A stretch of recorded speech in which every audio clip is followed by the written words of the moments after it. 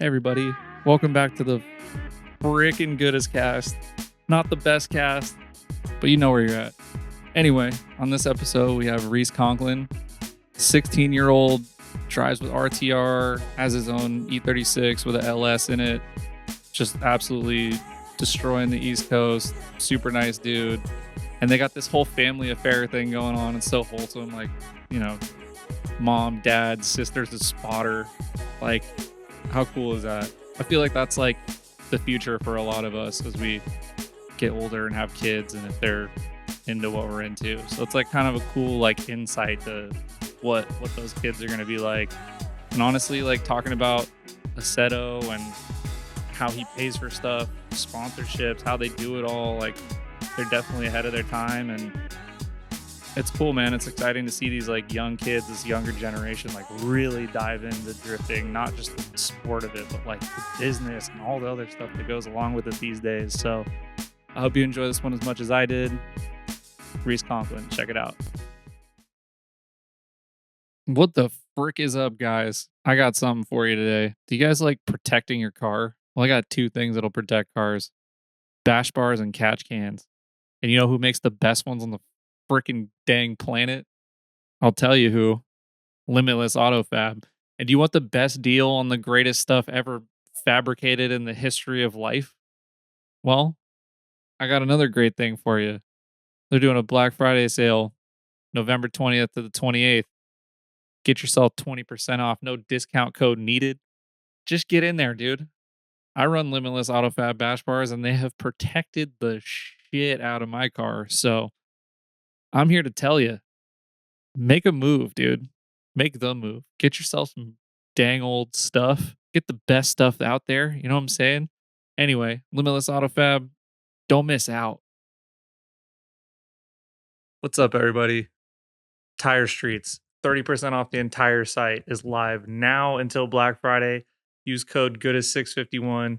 I'm telling you, we usually get 15% off or 20% off when I do these ads. They're doing 30% off. Get yourself some sticky icky boys, some freaking tires for your whole family. You need Christmas gifts, you need holiday gifts, you need Kwanzaa gifts, you need what's the Hanukkah? Dude, one tire for every of the 7 nights, you know what I'm saying? Get yourself some 651s. Go stick them up, dude. I left 651 rubber all over Laguna Seca. I think I was the only one. And dude, freaking shredded them, dude. And they lasted me like a full session, just full blast, super high pressure. So if you want to talk about value for your money right now, 30% off at Tire Streets, that's the move. Get in there, get yourself some freaking rubbers. Hey guys, I'm here to talk to you about something really special. Do you have gas issues? Do you feel like you're constantly not having enough pressure? Do you feel like you're under pressure in the wrong way? Do you feel like you just don't have the pump to really bring your life together? Well, I have a solution for you. Fuel Lab. They got the best pumps around. And I'm telling you, I know something about good pumps. Anyway, you want to check out Fuel Lab, you want to check out their quick service surge tank. I got it in my car. Doing backies, no more fuel slosh at E85, which is a nightmare on the E36s. You know what? If you know, you know. Anyway, all my problems are solved, and my car didn't burn down when I drove it the first time. So I'm a good person to test out fuel systems. If you know any of you listen to the podcast. Anyway, check out Fuel Lab, fuellab.com. Go run it up. I don't have a discount code for you yet, but this is our first ad with them, so go show some support. Tell them you heard it here on the Goodest Cast. We appreciate you. Smooches. All right. I wanna start this from the beginning. Like, how old were you when you found drifting? Really, really young. I was kind of born into it, honestly. So my dad has a detailing company, and he was a teacher before. He taught for about eight years, I want to say. And politics stuff happened in teaching. He's like, you know what? I'm done. I've been washing cars on the summer, like in my summers, and I'm gonna make a career out of it. So in 2002, he started Immaculate Detailing, and we're based in Baltimore. And at the time, Falling Jr., which was also based about 20-ish minutes from us. So um, he came to my dad one day and he was like, "Hey, I need this RTR." It was like one of the prototype RTRs right before SEMA. He was like, "I need this detailed for SEMA." And my dad's like, "What is SEMA? What is RTR? Who are you?" Like the whole like what's going on. And because he was a drag racer, he did drag racing and then autocross. And so he's like, drifting is stupid. Like it's just a bunch of like it's the opposite of going fast and all that stuff. So um, which casual autocrosser, but Yeah, you're not getting fast lap times with these things. But uh, so yeah, he detailed the Mustang for him for Vaughn, and then after that, they just started to be friends, and that was 2008. So I was just born in 2007. So everything was like, Oh my God. yeah. So I was like, what even is this stuff? Like, what are cars? Like, what is all this stuff? But my first toy was a 2007 Mustang, a Hot Wheel, and from then, I mean, there's some pictures. I'll send it to you after, but there's some pictures of me. I think it was 2010 when Vaughn won the championship in Formula Drift, and there's some pictures of me like standing in like the door with a little rag, and I was just like cheesing, just like washing the cars at his house. Like it was just I've been born into it, so it's right around that time. I think it was that year when it was 2010. We went to East Coast Bash, and I was like, it was a complete just cluster in my head because I'm like, what? Like, there's so much going on. I mean, you have Bloodmasters, like you have all these types of guys, and I'm like 3 or 4, I want to say. So I'm just like, it's just a sensory overload. And we pulled in, and I vividly remember seeing Vaughn's rig, and I was like, oh my god, that's Jr. And they were like, yeah, like there's a connection. And we went in, and we were just hanging out the entire day. Chris Forsberg at the time was also living here, and he was working with MA Motorsports, which they're about 20 minutes from us as well. And so we Hmm. went over to his pit, and I remember there's a picture floating around somewhere where he taught me how to torque down his rear wheels, and I weighed about like 60 or 70 pounds. And so I was trying to torque his rear wheels down. My feet were off the ground. I put all of my body weight into the torque wrench, and it was like that was a core moment. But Just trying to get 80 dude, foot-pounds. I was struggling. Like as soon as I heard the click, I was like, yes, and then I like went to the next lug nut, like, oh my god. But Vaughn had the Fox body out, and towards the end of the night, we got some pillows and stuff like that, and he was like, "Hey, you want to ride in the Fox?" And I was like, "Yeah." I was like, "I really want." So I had 2 pillows behind me, 2 pillows under me. I'm holding on to like my helmet because there was no small helmet, so I'm trying to make sure that my helmet doesn't go anywhere. I'm holding Yeah. onto the bar right next to my door, and I'm just like holding on for dear life. And we're going around road course, and I'm just like what is going on? So I'm watching just inputs and stuff like that, and then we hit the wall, and I just remember looking over, and I was like, oh my god! I was like, I need to do this. Like I need to do this. Like this is too much fun. And since that day, it's just been a crazy way up to here. So Yeah. So that was like what, 2000? 11, I want to say 10 or 11. Yeah. So then you're like, "Hey dad, I want to drift." Yeah. So he started building. He has a an LS S13.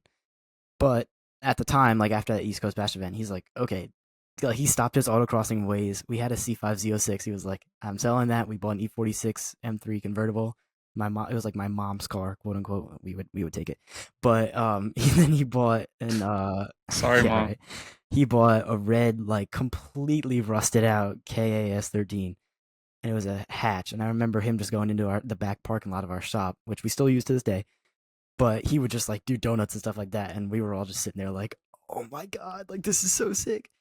And he ended up, at the time, LSs were like expensive, and so he was building the 240, but he was like, I found this Camaro. It was a rear end wrecked Camaro, and he was like, I may as well just buy the whole car. for the motor because that's how cheap it was. So we had this Camaro for about 2 months while we were still waiting for like swap parts and stuff like that. And I posted a video. I was 4, so it had to be 2011, and I was sitting on his lap, and he was like, he started a video. He was like, "All right, what are we doing?" And I was like, "We're gonna go drifting," and he was controlling the pedals, and I had the steering wheel, and we did like a donut in the back parking lot. And I was like, I remember seeing me like counter steering, and I was like, how did I even know what that was? But That's that was like, crazy. as soon as I had that rush of just like, oh my god, like what? As soon as we got out of the car, I was like, just jittery the entire day. So like that was definitely the beginning. Yeah. Were you like, so you said you were counter steering, like did you play like simulators or just Forza or something? Like did you like kind of know what to do somehow from like video games So or I mean, watching it or was a later down the road. I had seen like this game, it was Forza Horizon 3, and I was like, oh my god, like this looks amazing. And so I begged and begged my parents for an Xbox. And when I was eventually 8, so about 4 years later, which we had been in the meantime, we had been going to like FD, like New Jersey at the time it was Wall, but we had been going to FD rounds like all the time. So I was still like in it, and my dad was still building his 240 because that took about 7 years to build. And so like I would always go to the race shop with him and like uh just hang out, and just I was it was very very um into the process of the build. And so when I was 8, they finally let me get an Xbox, and that was for Christmas. And I got Forza, but I was on my controller, and I'm like, okay, this is not anything like I remember it. Like drifting is just not anything that I remember. And so for my birthday that year, I was like, "Hey, can I please, like I found this wheel, it's a Logitech." I was like, "Can I please just get this so that like I can start driving?" And they were like, "All right, fine." So I ended up getting a Logitech G920 for my birthday, and I had already made like online friends and stuff like that from just being on Forza. And so literally every single day after I got home, I would just sit in my basement because my parents were like, "You get 2.5 hours each day for Xbox time." I was like, "All right, bet." I got all my homework done, and then I would just hop on, and I would literally just, me and my 2 friends would just find a spot in like the map somewhere, and we would just drift every single day for like 2.5 hours, and then go get a shower, go to bed, repeat the entire thing next day. Like it was just, which is crazy because I'm thinking like I've watched a bunch of the podcasts, so I heard like Tom and Josh where they're like, yeah, we would just like after school, or even Matt Field, I know he was like after school we would just like take our cars and go up to the mountain. But like this was my version because I still don't even have my license. I get it in yeah. November, but Yeah, I'm how old are you? 16, so Yep. yeah, So, it, hey, that's it's wild to me. yeah, it's wild to me sometimes if I think about it, but yeah, that was my thing of just coming home, and it was great because I didn't spend any money on tires. I didn't have to like drive my car out, risk of like going off of the mountain road or something like that. Like I was just, it was, Yeah. which I still have not street drifted. I don't have a car that can street drift right now. But yeah, it's just that was what I did. And so from 9 to 11, I was just doing sim stuff, and it got to the point when it was muscle memory, and I was just driving, driving, driving. And in the meantime, my dad bought a 98 E36 328 from a friend because he bought it from an auction, and he was like, it was literally a grandma car. Like a grandmother owned this car and was like, "I'm putting it on the auction." And he was like, "Okay." And then he bought the E36 and was like, "Nah, I want a 5 series." So he's like, "Anybody want this?" My dad was like, "Sure." So he bought it for, I want to say like 2 or 3 grand, and we put 100,000 miles on it. My mom, my sister, and I took road trips to Tennessee to see our grandparents in it. Um, and it was just the daily. We would drive it everywhere. Like it was. I came across a picture the other day on my dad's phone. He picked me up from daycare in it, and I was just out in the back seat, just like completely zonked. And I was just, and like I guess he turned around and took a picture, but it was funny. And eventually he made it look like an M rep, so like it had like M3 wheels, like bumpers, like wing and stuff like that. And so Hmm. one of the guys that worked for him was like, "Hey, I really want the C36 because I want to do autocross stuff." And he was like, "All right, cool." So he sold him the car, and once he sold him the car, he did a bunch of like reinforcement stuff. He put BCs on it and took it to a couple events. And after those couple events, he's like, "Yeah, I don't like it. I want an M3." And so he put the car back up for sale. And luckily, he lived about 5 minutes from us. And I had been doing sim stuff all the time. And at the time, I was like, "Dad, I really, really want to do this. Like, when can I start doing this?" And he's like, "I mean, like when you get your license." I was like, "No, no, no, no. Like, when can I start doing this? Like now. Like I need to do this." And he's like, "I don't." Yeah, what do I have to Yeah, pretty do? much. And he's like, I don't know about this." And he's like, "I'll look." So our one friend Mike had a 350Z. It was a silver 350Z, and he was like, "Maybe this could be a good car to get into." Best thing decision of my life, getting into the E36, not the 350. He we checked the 350 out. It had some rust, and it was just not very stout to what we needed. And Yeah. which I was really excited because I was like, "Oh my god, we're gonna buy this! Like, I already want to do so much stuff to it." And then we were like, and I was like, "Oh, it has stuff wrong." And my dad's like, "Yeah." And I was like, "All right." But so then the E36 came back up for sale, and I was like, there's so much like family history with this car. It's back up for sale. Like, I was like, "This can drift, right?" And my dad was like, "Yeah." I was like, "Please." I was like, "Just believe in me." I was like, "I'm begging you." And he was like, "Well, like, what are we gonna pay for it?" Because the dude, it was crazy because he put like 3 or 4 grand worth, like, or 3 or 4 grand worth of parts into it, and sold it for Hmm. 4 grand to us when we sold it to him for three. So I was like, I'll take it." But my mom, all my birthdays and stuff like that, she'd be like, "All right, we're taking a portion of the money you got and putting it into a car savings account." And I was like, "All right." So then I was like, and my dad was like, "Well, how are we gonna pay for it?" I was like, "Oh my god!" I was like, "A perfect idea. Let's take some of that money. Actually, let's take all that money and put it in this thing." And he was like, "Is that a good idea?" I'm like, "Yeah, yeah, it's a really good idea." Like, I just remember being like, so like, "Come on, we need to do this." And Yeah. yeah, we end up buying the car, and I remember I was 11 when we bought the car, so it was here. You want this will throw you through a loop. It was 2018 when I was 11 when we bought the car, um, and I learned how to drive a manual. I Because in the beginning my dad was like, "Well, you're not like you need to figure out how to get the car moving without pressing the gas." It's like, "What?" I was like, "What are you talking about? Like, how is that even possible?" And he's like, "Just trust me." And I was like, I don't think you're being real." He's like, "Trust me." I was like, "All right." So I figured out Yeah. like clutch release and stuff like that. And I eventually just started. He would pick me up from school, and I would literally just drive laps around our shop, just like figuring out like shifting to second gear and like going to third, downshifting, like all that stuff. And eventually I was able to do my first donuts and my first like figure eights and stuff, which Yeah. How long did that take? about a month ish on and off. Because I with all the sim stuff, I mean, it was like ingrained into my head with like muscle memory, so I like knew how to counter steer and stuff like that. That's why I'm a huge believer in the sim because it helped me get started. And so I learned how to counter steer. I mean, no angle, no power. I was just like going for it. And yeah, first donuts and then first figure eights. And then my dad was like, "All right, we're doing some research. We're getting you to an event." And I was like, "Oh no, like this is gonna be scary." And so he's like, "All right, let's look." So we reached out to Club Loose. They're like, "No." I was like, "What?"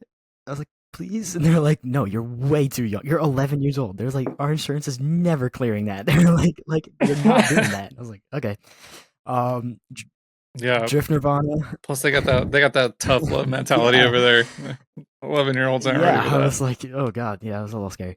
Um, Especially because I had my uncle is speed design, so he does like Mike Knapp's liveries and like the Bloodmasters liveries. He did those, and then my dad would always be up there. So I would always be around there, and I was like, "You guys are like the people I know, like please." And they're like, "No, you're not. Like we would love to, but we can't." I was like, "All right." Um, Drift Nirvana at Summit, they were like immediately no. They're like, it's not gonna work. And I was like, come on. And then just a bunch of organizations just did not want to let me drive. And then Ready Set Drift up at Pocono, Mike, who runs Ready Set Drift, he was like, come up to one of our clinics. He was like, I just want to see. He was like, you're 11? And we are like, yeah. And he was like, entertain me. He was like, I want to see, what this is all about. And I was like, yes, like, thank you.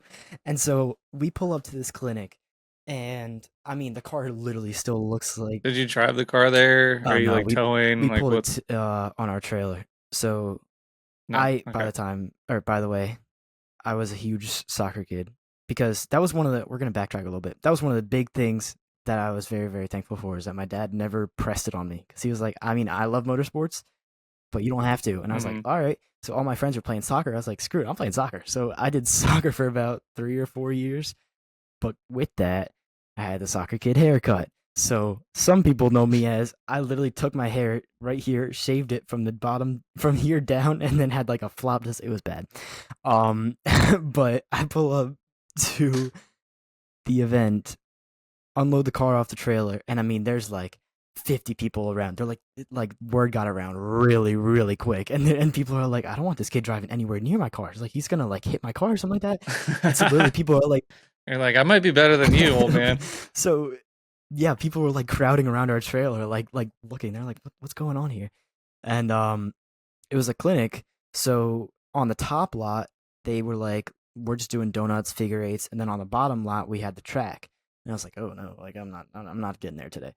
And so I went, and they were like, all right, which I will forever be thankful for all the guys at Hayes, because it was Mike and Matt that were like, started me, like, to get me up there. So those are the boys. I was driving with Matt yesterday.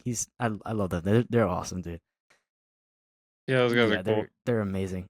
But so Matt was like, hey, go out and do like a right donut, do a left donut, and then come back in. We'll talk. I was like, all right, cool.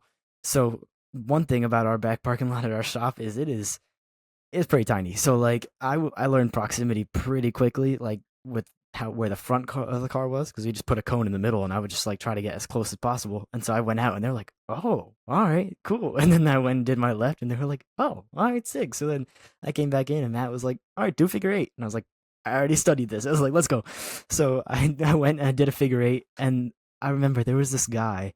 I think he was like 60. He was in a C6 Corvette, and it was like your casual like Corvette owner, and it was an auto car, but he went out and was just spinning and spinning and spinning, and everybody's like, how is, they're like, oh, like an 11-year-old's doing better than you. I'm like, no, no, no, like I don't want to like I don't want any trouble, like this is just what I know. And they're like, but so Matt was like, all right, we're breaking for lunch, and I was like, all right, cool.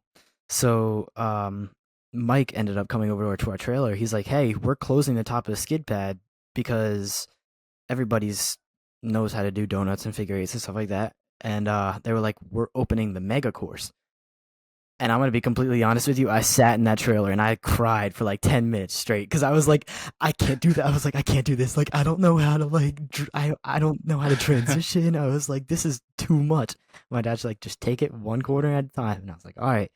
So there's a little like way through. There's a break in the curbs on each parking lot. So they had one layout that would feed into the like into the middle area, and then they would have another layout that would continue. So it was a pretty decently sized track. And they were like, "Yeah, you're gonna do it." I was like, "Okay." So I finally built up the courage to go out, and I just took it corner by corner. And eventually, I was able to link the bottom track, and then I was able to link the top track. And I was like, "All right, I'm gonna put it together." So at the end of the first event, I ended up getting one fully linked lap, like around the entire track, and I was just like so ecstatic.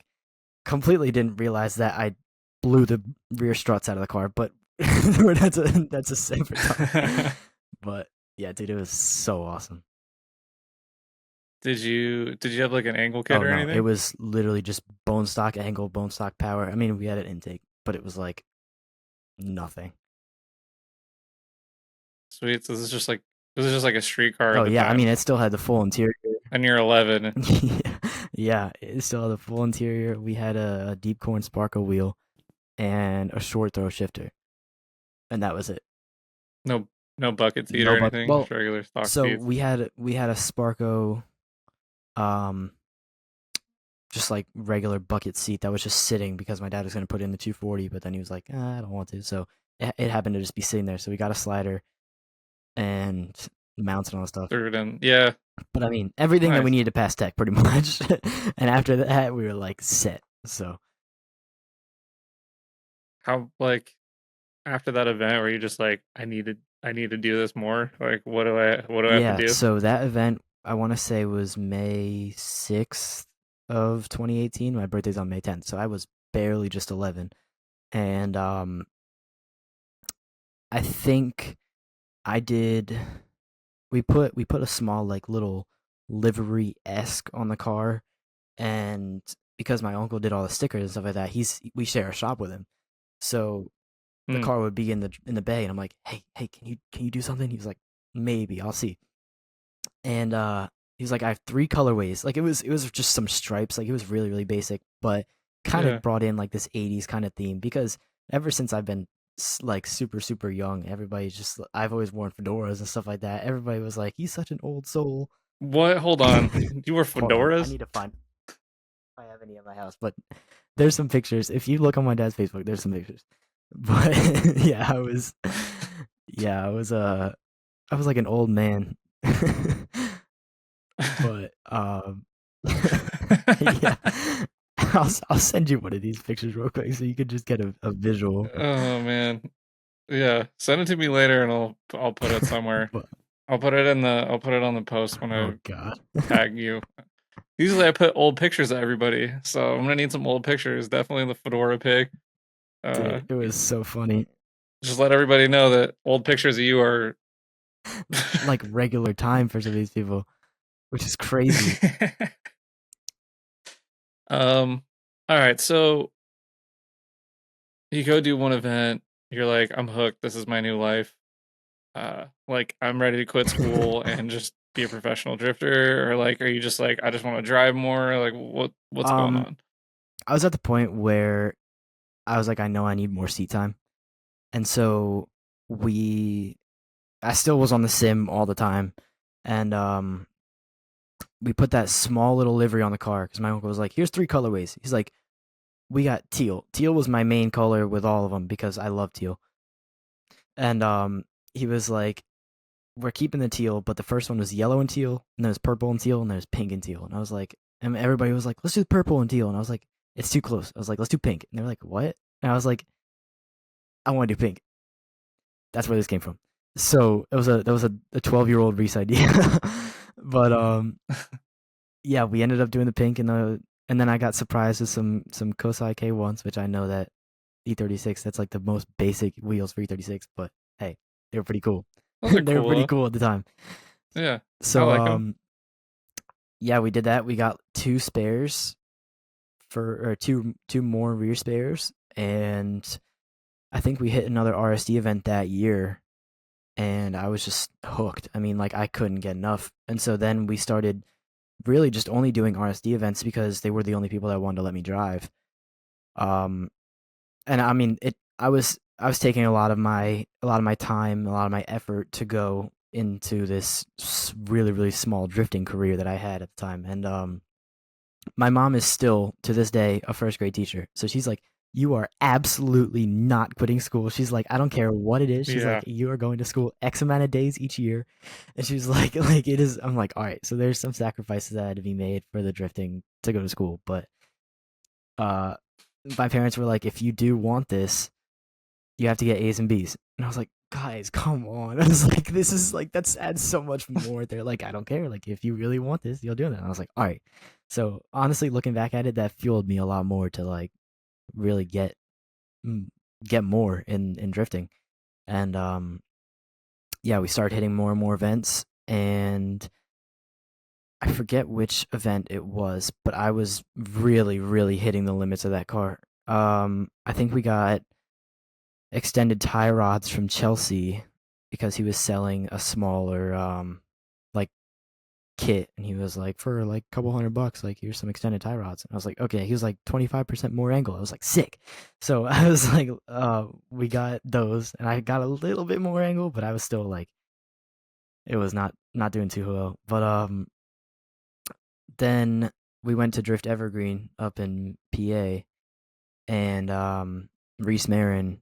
We did a private day with Rhys, and he was really teaching me the ways of what to do and all that stuff, and like transitioning, and I got a lot of information out of that day.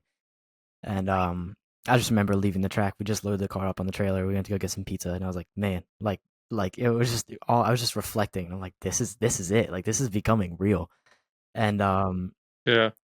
so we did that event, and then I was running out of power. I was like, do we build this S52 or M52? Sorry, not even S52. I wish. I was like, but we were like, do we build this M52 and like maybe run into some reliability issues, or we had a good friend who they're called Lisi Parts, which they ended up sponsoring the build, and it's like an indoor junkyard. So they have a bunch of like LS cars and like Camaros, Corvettes. They've even started branching out to like JDM stuff, and they have just a warehouse, and they hang all the parts up, and then online they'll just sell all the stuff. So they were like, "Hey, we just had this."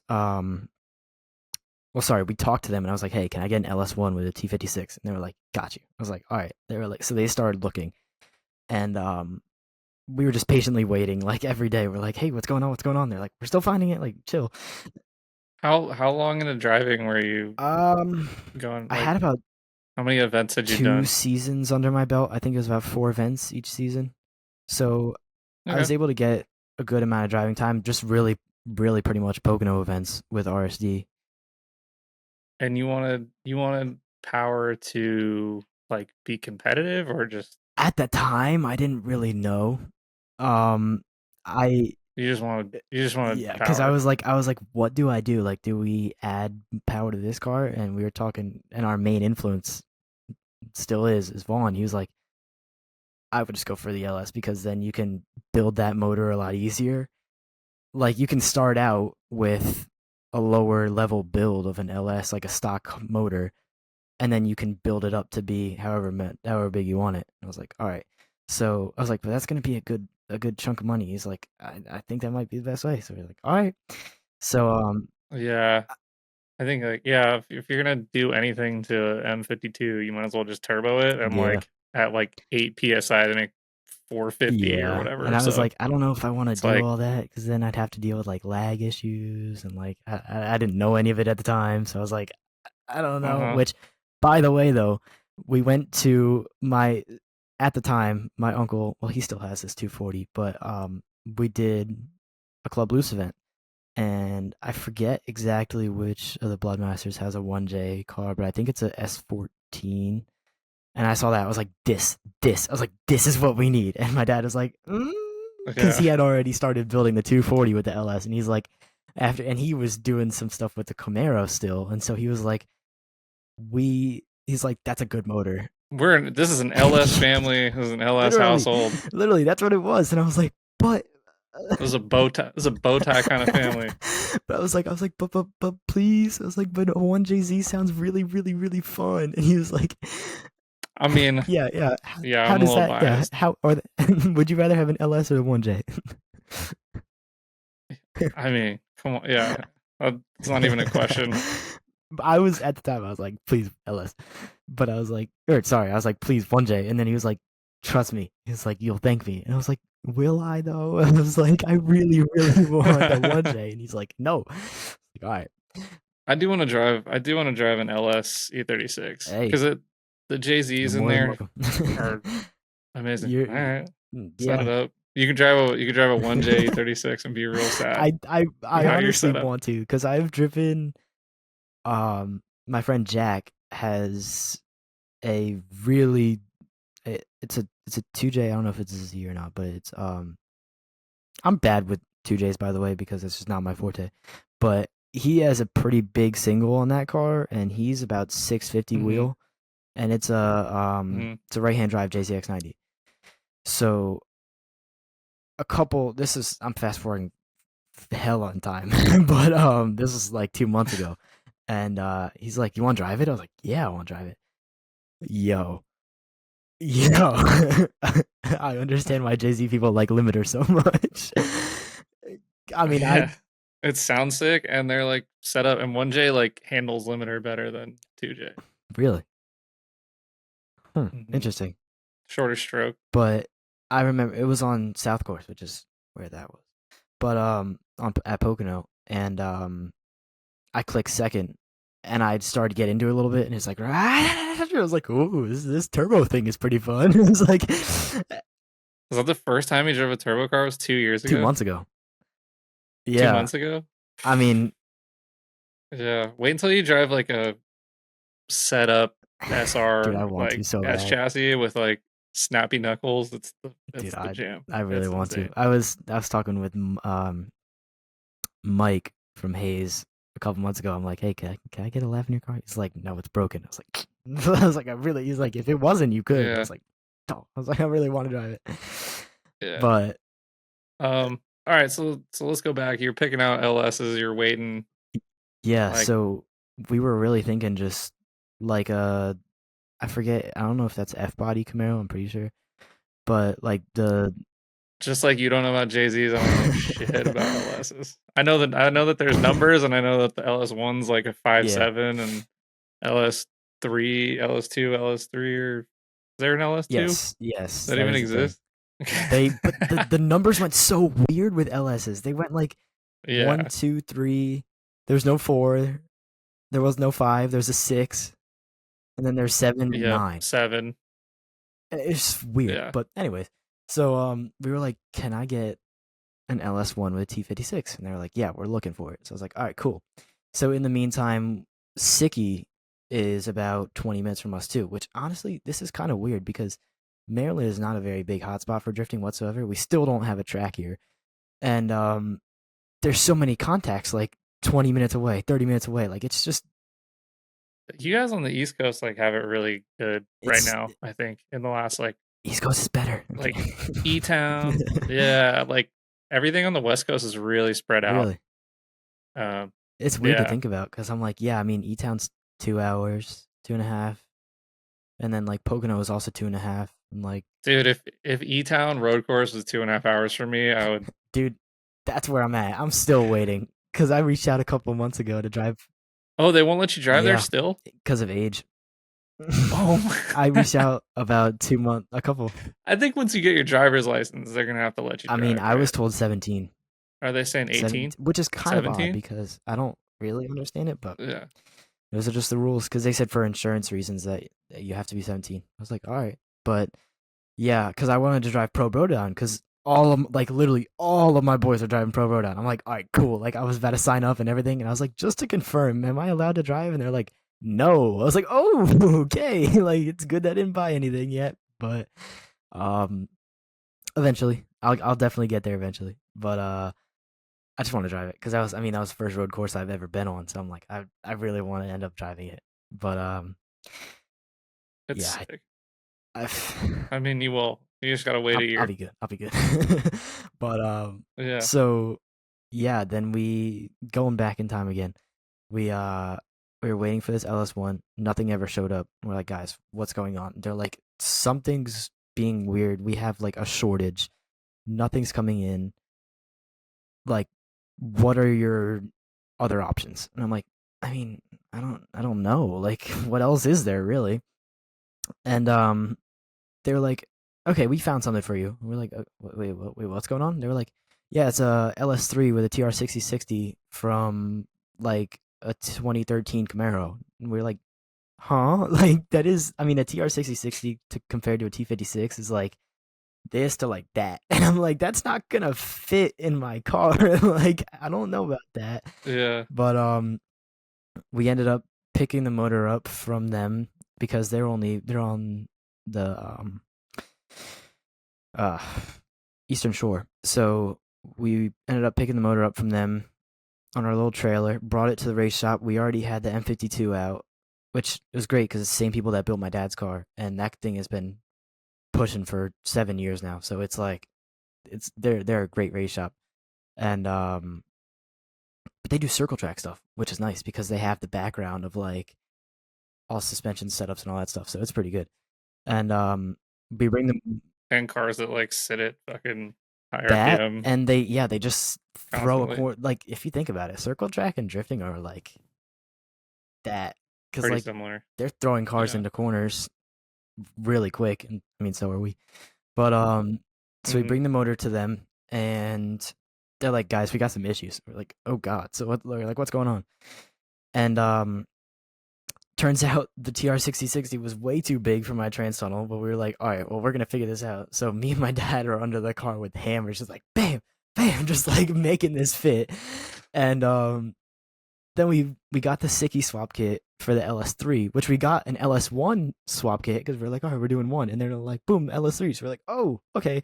So we returned this LS1 kit, got the LS3 kit, and we put the headers on. I forget which we got aftermarket headers from one of our friends, and we went to go put them on. We're like, these aren't gonna fit. Like my frame rails are like that close. Like there's no way this is gonna fit. And we try to put the motor in the car, headers don't fit. We're like, oh my god. So then we ended up getting the Sicky headers because we were like, we'll take the rest of the swap kit except for the headers because we already have the headers. Headers don't fit, so we had to resell the headers, go back there, get the headers from Sicky. Like it was just a whole thing. And by the way, this only took one winter. How? I don't know, but it was all the turnaround time ended up getting pretty well. So we put the Sicky headers in. That works. Surprisingly, I'm really happy about that it still works. Um but I mean, I've showed people like under my hood like the headers on the frame rail. You couldn't even fit a piece of paper through there. Like it is insanely close, but solid motor mounts like that motor doesn't move, so it's like everything's good, but it's just like a it's close. Yeah. Like how much of this work are like you and your dad doing? Um Like, is this like a weekend thing together? Like so he's building his own car. yeah, he had his car done, but which actually it's sitting at the house right now. It's under me. But the circle track guys would go there like after they put their kids to bed and stuff like that, and they would just go at it. And anytime we could, they're about a 40-minute drive from us. So anytime we could, I mean, it would really just be school nights, and my mom's like, you can only pick like 2 school nights to do this because like you got to wake up early for school, and I was like, I know. So I also was very limited knowledge because I was 13. So I was like, Yeah. I was just trying to like soak in as much as I could, but anything that they were telling me, they were like, "All right, do this. Like, we'll show you how to do it, but do it." And I'm like, "All right." So any of those opportunities that I had, I was taking, but I was very limited. And so just a lot of like watching everything happen and seeing what's going on. But the guys Jason and Kirby from the shop and my dad, who's also Jason, had a lot more experience, so they were doing the brunt of the work. But yeah, we ended up finishing the car, getting it started, and I think I did an Instagram live. I came across the video a couple weeks ago, and I had the flop haircut and everything, and I'm just sitting in the driver's seat, just like crying. I'm like, "There's no way this is real." I was like this is insane, and yeah, it was very emotional. But then we ended up getting it tuned. Everything was ready to go, and if you were to take a guess, tuned LS bone stock motor, how much power do you think it'd make? LS3, I don't know, like high threes. Yeah, pretty much, honestly. I think we were about 4 or 405 wheel. Which I mean, like, is a huge jump because I went from like one Yeah, one that's what. thirty wheel to like Yeah, that's what my Jay-Z makes. really. Yeah, we're Yeah. we're like we're like right there then, I guess. But yeah, it was a huge jump, and still didn't have angle. So we were like, so I was like, now I got this big motor with these extended tie rods, and I'm like, okay, so um, car just got finished, and we brought it to Seneca out in West Virginia. What's Um, that? so it's a test. It's a Oh, Do you okay. know? Do you know? Okay. The guy who used to run Spirit JP at The guy Richmond. who shall not Yes, be that named. that that fellow. Yeah. Yeah. So he started doing some events there, but I'm gonna just put that up. But before that, um, Yeah. it's this road course that uh this old married couple owns, and it's literally Is that the one that like the sabotage dudes do all the like backies on, or is that a it's the different same track? track. So I want to drive that so I want to bad. go back because I didn't. I was driving like so like reserved because I didn't know what I could do, and that's where also I don't know if you're familiar, but the RTR guys were all there. They filmed the bomb track video there where it has like it looks like Tron and stuff like that. They filmed that video then. I haven't seen it. Um, that's pretty cool. But they were doing all their stuff, and I'm like in the parking lot below, just like my dad and I set up a couple cones and stuff like that. Like we were like, all right, let's get this like figured out. So I ended up getting a whole like little track figured out, and I was getting used to the power and all that.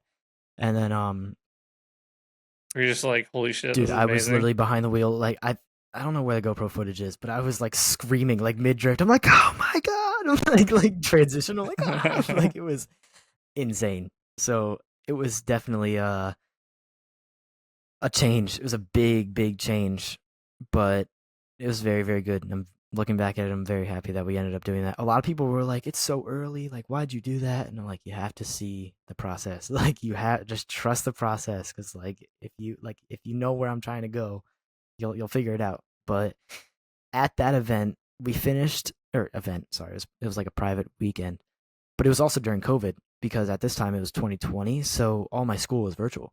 So we like just dipped to West Virginia, and I was like sitting in the truck at a class, and then I was like, "All right, see ya, I'm going to drift." And then like I would come back like after my lunch break, go back to class. Like There's gonna be a lot of people listening to this who are just like very dude, jealous I'm not even of your I'm not even situation. gonna lie.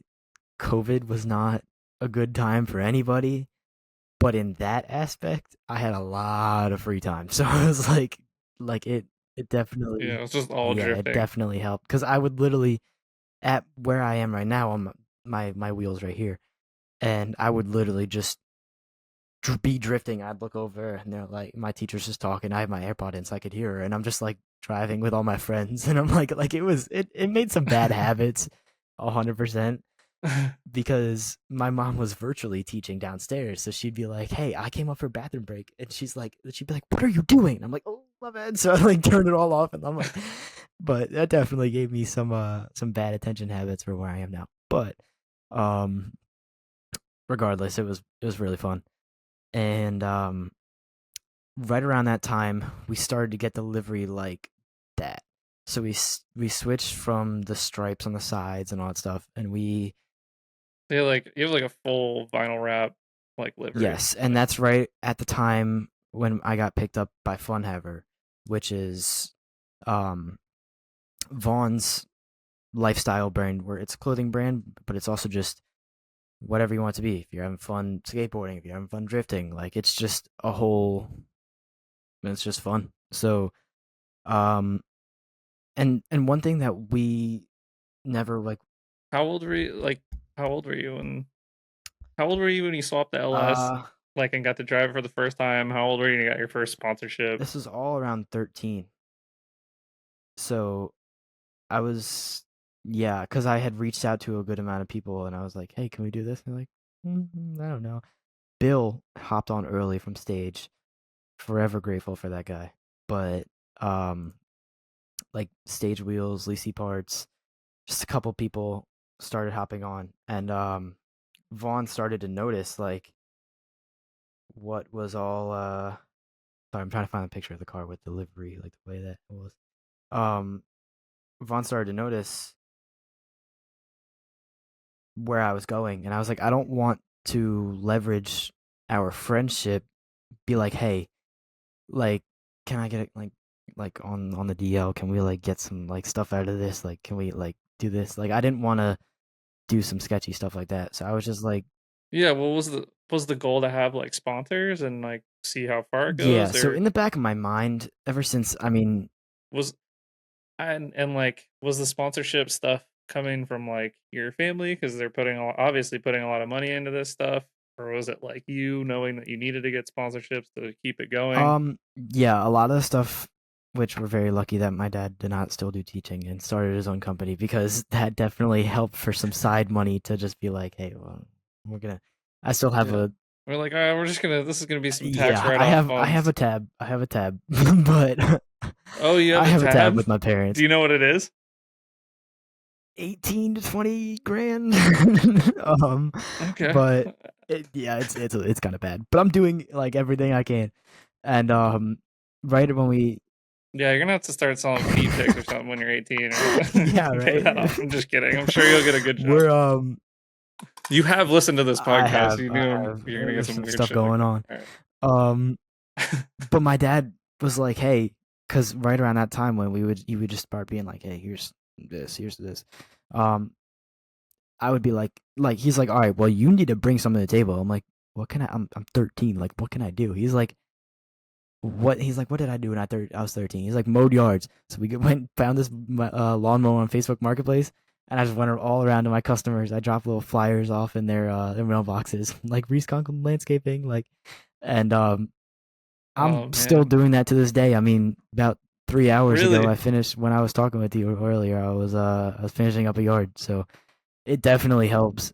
That's dope, man. I love Thanks. that. It definitely helps a lot. I think I'm up to like 9-ish yards, and I mean, like, that's when I really started listening to like Goodest and stuff like that, because I'm just out there mowing, just minding my own business, and I'm like, Yeah. oh, let me hear what's going on.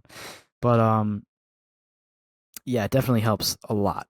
So I was able to start bringing something to the table with that, and it helped pay off some of the tab. Like when we went to go get the swap kit, I'm like, I got this one. My parents are like, what? I was like, Nice. I got this. They're like, all right. You'd be like, Yeah. I've been cutting some grass. Let me tell you Yeah. I what. was like, yeah, it's I figured that one out. But so we were at Seneca, and I think it was 3 days. And I was just in the parking lot, and the boys, it started raining, and they were like, well, we can't do our whole thing, because they were like in the video, they were like shooting. There was like a bomb in the back. That's why it's called bomb track. So like Chelsea and Vaughn were drifting, and then Lauren Healy was in the truck jumping. And then there's like a bomb going off. They're like, we can't do that if it's raining. So I was like, all right. So they're like, if you want though, like, road course is open. I was like, sick. So I was gonna hit that one turn that Tyler and like Jack Rancorn are always hitting, but I was like, I had no Yeah. angle. So I was like, and I don't know if you can tell in the video, but if you go off on that turn, it's like a 1,000-foot cliff. Like, you're dying. That's so much better. Like it's not gonna be good whatsoever. And so I was like, yeah, I don't, especially in the rain. I was like, I don't really know if I'm trying to do that. And we are like, all right, fair. So I went down. There's a more technical section on the bottom. So I went uphill, and I was just like back, forth. And I was able to figure out how the car would transition in the rain, stuff like that. So that was definitely helpful. Did you change up like grip or anything on when you went LS, or are you Um, like what tires were you running when you were learning? Like dude, this is I don't even just know. I whatever you mean, could find. You don't know what was on the car? we went, it was always changing. We ran Hmm. Falcons, we ran, not GT Riddles, but I forget the other brand. It was like uh something. And my main one, This is a it while was a ago. good bit ago. It was, if you remember, it was a tire that it was like it was a great one. Achilles ATR Sports. They were great. And then one day they started just messing with the production, and they started delambing all the time. And I was like, all right. I never had luck with those. But I ran them like I don't know, at least 10 years Dude, they ago. were, They never lasted maybe for me. they went from a bad formula, changed to a good, and then went back. But like, The good and went back to bad. Yeah, those were my it things. happens. And I was like, and then they were like, we're gonna delam, and I was like, I just paid like a lot of money for these. I was like, they can't just delam on me like that. I was like, what is that? It was Yeah, very unfortunate. But I then found that Kumo, the Kumo X Estas, I want to Interesting. say. Dude, I could get like an entire like event out of like one set. Like it was good. And at the time it was Hmm. I don't know anybody running those. 245 40 17. So it was like it was yeah, I think the only person is like Colette, I want to say, is sponsored by Kumo. Hmm. But I was like, yeah, these things are great. And then eventually later down the road I'll talk about tire stuff like that because we share a very common sponsor. But we I was just running the Kumos and they were great, but they started to not have as much grip and I was running like I mean, when I had the M52, I was running like 55, 60 psi, like just something to get the car like Yeah. sideways. And we then changed. I think I went to like 35 and then 30, and then we just kept it around like 28 for like a good bit. And because it was, I mean, I was still not driving very aggressive, and I was just like it was more than enough to get me around the track. And one thing that really kind of was a mental block for me is that I've always had like a really big thing with fire. And we were on our way to an RSD event one time up in Pocono, and it was somewhere along some road in Pennsylvania. And we stopped at a rest area, and this car is literally just burning down, like to the ground, like just sitting in a parking spot. And like eventually, like 2 seconds later, fire trucks and stuff pulled up, and but I was just like, oh my god! So that like scarred me. So like that event we had kept the heater core in the car because I was like, I mean, if I get cold at an event, I'll just crank that, like it'll be great. And one of Yeah. the coolant hoses that was leading to the heater core, the clamp popped off, and all the coolant was dipping onto my headers. And so I enter on the bottom lot of RSD, and I grab second, and I clutch kick it in, and I just see smoke coming up, and I was like, hell no! I was like, there's absolutely no way. So like, I turned the car off, like I was like, I looked back because Mike was running grid, and they were always like, "Don't get out of your car," because like we're hot lapping. But I was like, I looked back and I was like, "Can I get out?" He's like, "Is there smoke?" I was like, "Yeah," and he was like, "All right." So I got out, and then I looked at it, and my dad was right behind me in um in his car. Oh, he's drifting at this Yes, point. so he had been drifting the entire time because when he built the 240. So when he built the 240, he was Oh, so like, "Yeah, you guys are like not yet." tandeming together. Not yet. I wasn't Not driving yet. with Okay. anybody because I was still trying to figure out like 100% the car. And Yeah, yeah. yeah, no tandems for me yet, but he was right behind me like waiting for grid. And so he just drives up like half hot because he's like, "Why? Like, what's going on?" And I didn't know the difference between coolant smoke and like fire smoke at the time. I just saw smoke, and so like it was coming out of my Yeah. shift boot, and I'm like, "No, like I am not doing this."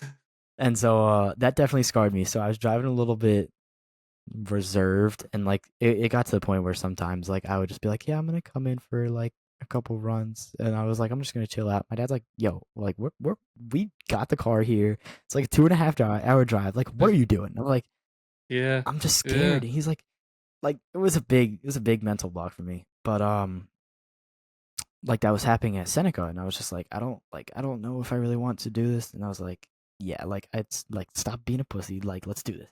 And so like I figured out like my my mental thing, and I'm still a little bit cautious, but Larry Chen was at Seneca because he was filming part of the thing for them, and so we get off track, and I'm like, all right, I'm just parking it. We're having like dinner and everything. And Vaughn was like, "Hey, Larry, do you want to do like a shoot with Reese's car because it just got wrapped?" And I was like, "Oh my god!" I was like what? Like, wait, what do you mean? So here, I'll show you. The car looked like that, kind of Cool. kind of blurry, but kind of not where it is right now, just a lot tamer. And yeah, I had my old whole flob haircut, and Larry was like, "Let's get some pictures." So we parked the car. I was holding my helmet. I felt like the coolest kid ever. But it was crazy because I was 13 with getting like getting me in my car shot by Larry Chen. Like it was insane. Like I could not believe that one. Like it was. was wild. But yeah, we left Seneca, and I just got really comfortable. I was starting to do more and more events with the LS, and it was just getting better and better and better. And by that time, Vaughn and Cletus started working together with like Funhaver and stuff like that. And obviously, Cletus has like Freedom Factory down in Tampa. And Vaughn was like, "Hey, we're having like a pool party, like it's an invitational thing, but we're renting out the track and we're putting like an inflatable pool in the middle. Like, do you want to come?" I'm like, "It's a solid 36 hours, but like, I don't know." And I'm like, "I don't really have angle." So then I was like, "All right, I need to get angle." So because if it was a bank track, and I'm like, I don't know about all this. So Yeah. we How savage were all the like OG, but I don't know how much drifting history you know, but like back, I don't know, million years ago, like people drove banks with like no angle and dude, I was like, like, I was scared because like I know it was proven to be done, but I'm like, I don't know if I want to chance that. Like I was like, I don't know. I don't want to be the dude. Everybody's chilling in the pool, yeah, and then I just like just lose, like I just get gripped up and just smack the bank like or the wall. I was like, I'm not trying to do that. But yeah. yeah. So we ended up getting in contact with SLR, and I was like, man, I don't know like what to do. And I was like, man, if we're gonna do it, we're gonna do it. So then we went full SLR Ultra build or kit, and that took a little bit of cutting to my fenders, and everybody made fun of me for a Yeah. while because of my fitment. Um, but yeah, we cut the fenders a That's what good happens bit, when you go ultra on dude. E36. I still am hitting frame rail, but we're because we're talking about that later. But so uh, one of our friends, Kylie Mackey. I'm not sure if you're familiar. He's a great dude. He's been around Mm-hmm. for a while. He's a big East Coast guy. But Kylie came over, helped us get the SLR kit on, and I mean, dude, it was crazy. I went into our back parking lot and I just turned the wheel full lock. The car's like, like my rear wheels didn't even move. I was like, Yeah. oh my god! I was like, this is crazy. So then we loaded the car up and went to Florida, and I had done some small testing like in our parking lot, but I hadn't really done much of a road course or like a circle track. So luckily, Garrett Cletus has like, because he's a big burnout guy, so he has like a huge concrete pad in the middle. That's where they were putting the pool. But then they also have like two purse handles on each side, and they were like, um, they're like, get started on that first. I was like, okay. So I started on that, and then I was just like, oh my god, like I was starting to get into it because I was like, I could drive out of this. I was like, this is fun. So like, I was yeah, started to get that a little bit, and Vaughn had his Fox body, so he's like, come chase me. And I was like, all right. Next thing I know, Had you tandem yet before that? not really with anybody, and I was just like, it's kind of scary. I was like this is kind of scary, and so I was chasing him on the bank because I didn't know we were doing the bank. I was just doing the infield, and then he puts it in third and like is just going. I'm like, wait, hold on. And I had my friend Alex in the passenger seat. He's like, go, go, go. I was like, no, like I'm scared. He was like, I swear to God, if you don't go. I was like, all right, all right, all right. So I ended up going on the bank. I was like mid bank, but I was like, this is crazy. Like, cause different elevation. Like, it was crazy for me. Oh And yeah.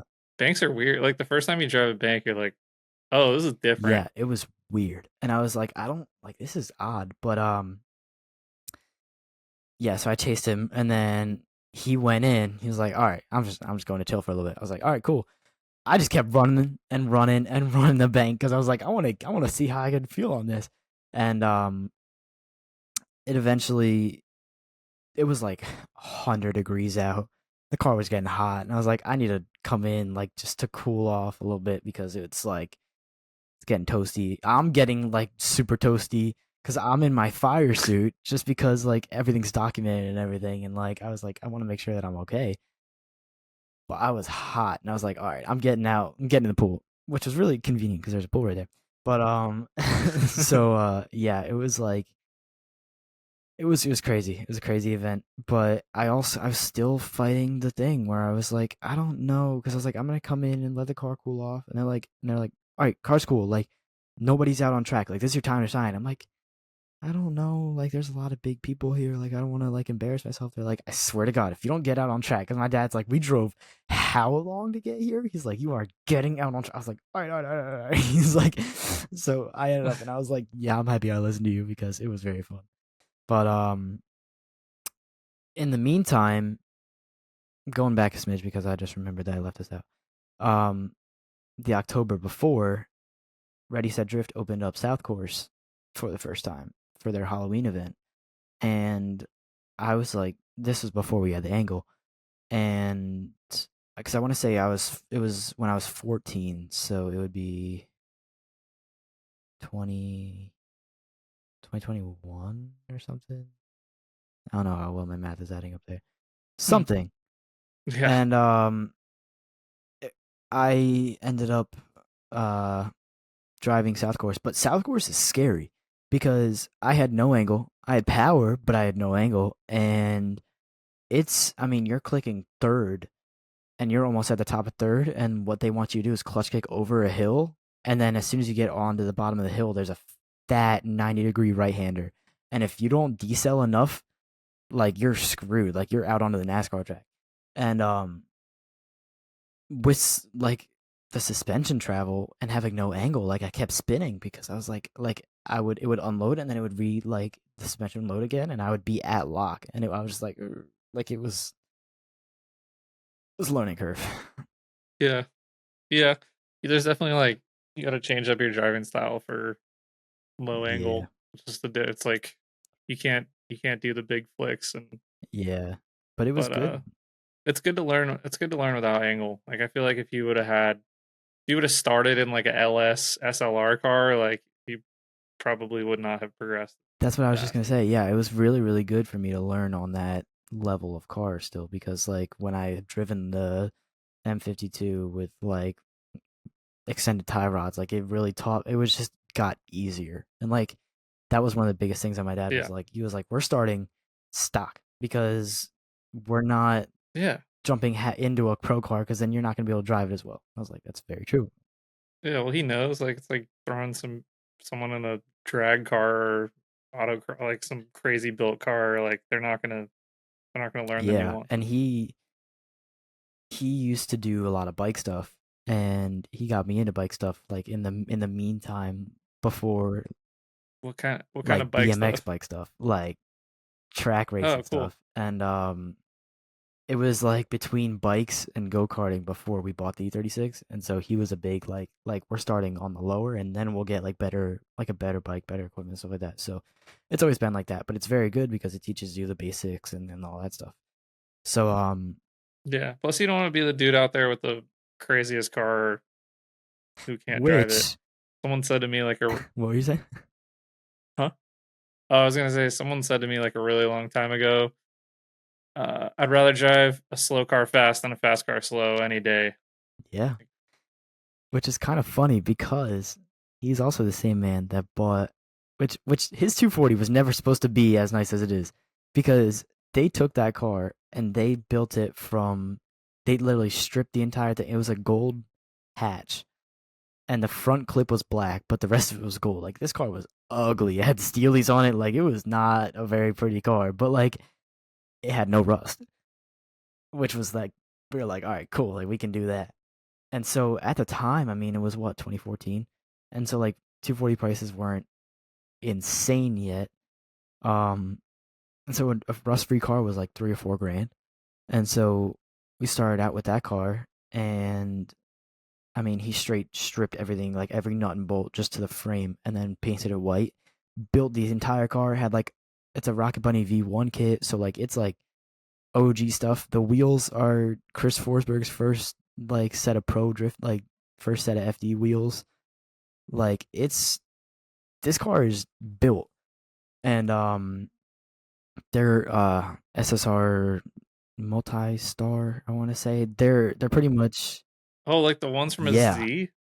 like the Oh, Chrome that's Johns. Like sick. they were that's some good stuff That's because cool. MA was so Yeah. close, and it was one random night that they were fitting the kit onto his car at MA, and Ray Shake was used to work at MA, and he was like, "These wheels are just sitting here, like we can test fit it." And so he called Chris. He was like, "Hey, can we use these?" And he was like, "Yeah, sure, but you can't buy them."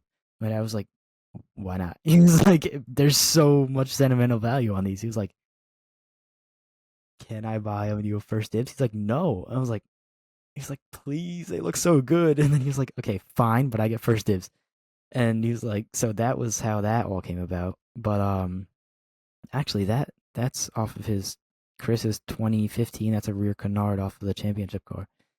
So like, there's some random stuff. But yeah, we ended up getting those wheels, and he had this car like built. Like we put a lot of money and time into it. He shows up to RSD at a clinic, and everybody's like, "What? Like you have this literal like pro spec built car, and you're showing up to a clinic?" And they're like, "What are you doing?" And like everybody's making fun of him, and he was like, Look, it was supposed to be a street car. Like it's become too much at this point." But they rock line. It was funny, but yeah, he had been drifting that car for a little bit, and so um he also went to that season finale, and he was trying to figure out South Course and all that stuff. But I eventually started linking it. I wasn't initiating over the hill because it was setting me up kind of poorly for the end. But I would just go over the hill and like clutch kick it. But it's a fast track, and I remember I had my uncle in the car, not the uncle that does the graphics, but my other uncle, and there was a tire wall on the last corner, but the way that the corners are, it's like you come out of the back straight and there's a left-hander, a right-hander, and then a really long right-hander or left-hander, sorry. And so, but pretty Hmm. much the front of your car is facing forward all the time. The back end just going out, and you're just like going straight for this end of the course. And I went into the last corner and I was like, "Oh, I'm a bit wide."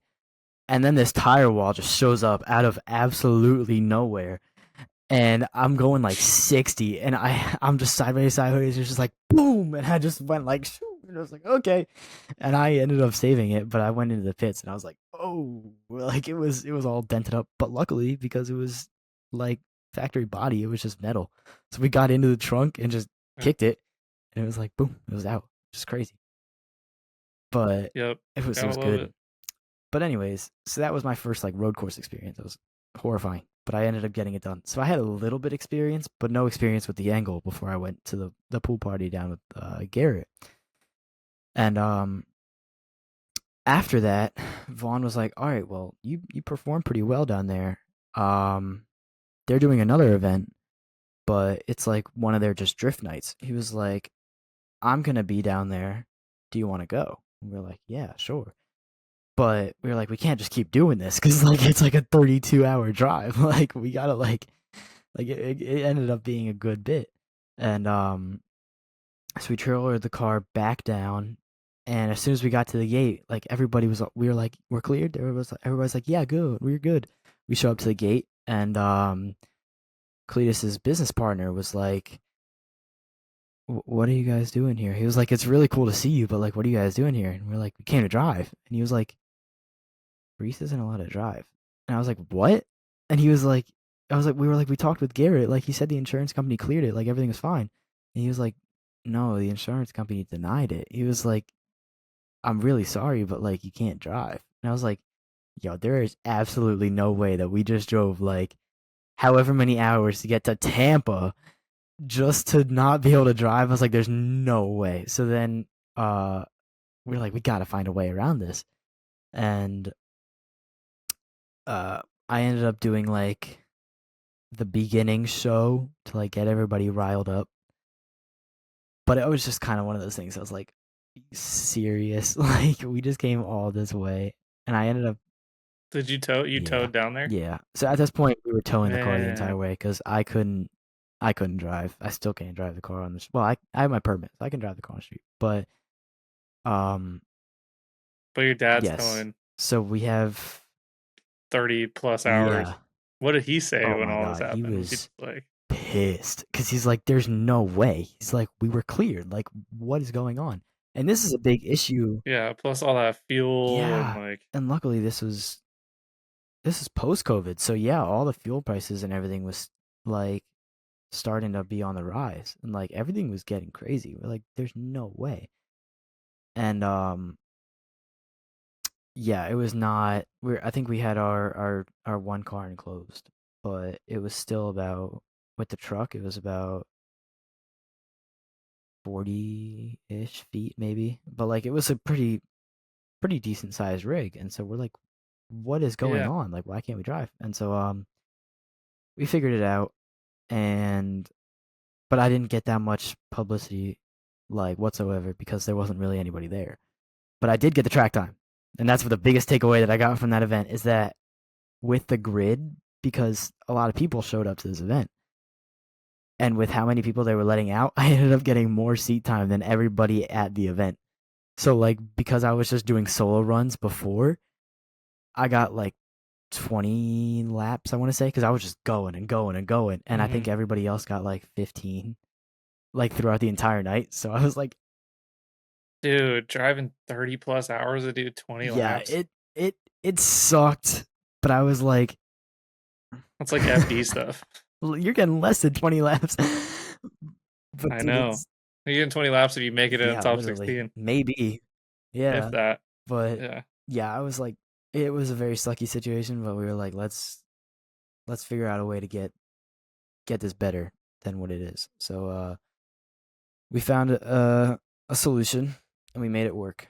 But um, we learned after that because it had already been a pre-existing issue was that insurance companies were like, "You're not driving. Like you're 13, like 14. Like you're not doing this." And I'm like, "Come on!" Like I see people do this event, this event, yeah, this event, and they're like, "We don't care. That's not our insurance. Like you're not doing this." And so yeah. let me get some more. They were like, "Yeah, you're not doing this." And I was like, "Come on." So um we figured that one out pretty quick, but we just started doing more and more events. Like meanwhile, like Pocono was doing events. Um, I want to say I went to another organization, but I don't realize where it would be. Uh, it was really just Pocono events because they were the big people that let me drive, and it was still that same circumstance because I still didn't have license. Like I still was not able to do a bunch of stuff, and then eventually we heard about Hyperfest at VIR. And I was like, oh, I was like, this is gonna be nice.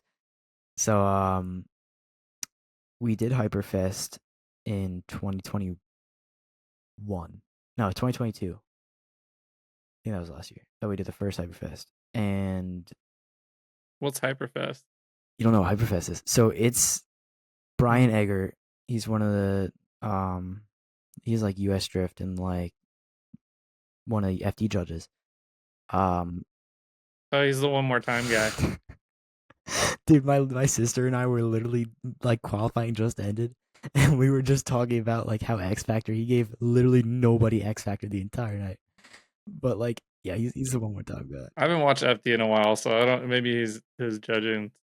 But back, like I used. Anyway, yeah, he's always throwing the He's one throwing more it one time. more time. Yeah, Utah is this weekend, but he we were in contact with him, and he had started following on a bunch of stuff, and prior to that, we had done the first competition with US Drift, so it was their street legal, and it's a bunch of street legal cars, which is good because that was where I was at with the car and my driving and like um we got there and I was doing good in practice. My sister's my spotter, so she was like, Is this your first "Yes, competition? this is my first comp." Um, And you're yes, 14? that's 14. So it was a big struggle because I was like, Eggert, please, like, just please let me drive. He's like, I'll see what I can do. So we finally got it cleared, and I got there. Qualifying was good. Everything was good, and I think I got like eighth or ninth in qualifying. I think it was just a top 16 bracket because there was not that many. Or no, there's 24 drivers, but they were doing a 32 bracket, so it was a weird. There was not enough drivers, but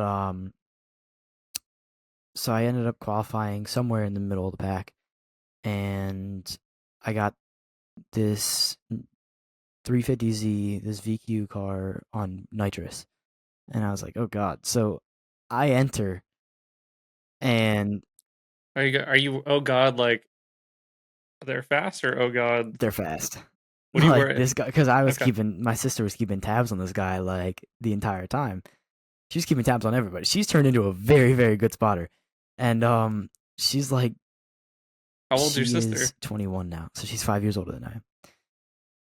Oh, But that's yeah, I sick. mean, it's a whole family thing. My dad's my, I mean, I would not be able to do it without them. My dad's like my hero, my crew chief, my tandem buddy, Yeah, definitely like not. everybody. You gotta really Dude, it's appreciate that. amazing. Like, there's not many people get that opportunity. That's one of the best things about it is that we can all do it together. Like my mom handles all the logistics for Yeah, like that's sick. hotels and like she sells all the merch at the events. My sister's spotting, getting content for me. Like it's a whole thing, and I'm very very thankful Dang. for all that. But this was like Yeah. our time to show it. Like this is our time to prove that we can do this. So we come into this event, and everything was fine. I go out for my lead. I got way in my head. I'm at like top of second, and I just straight four wheels off, like everything. I was straight zero of my first run. I was like, no. I was like, please, like, why did I do this? And It happens. Happens yeah, to I the was best just of us. my nerves were just like right there, and I was like, yeah, I got way in my head, and then I chased him, and I had a pretty alright chase, but he checked up, and it caused me to straighten.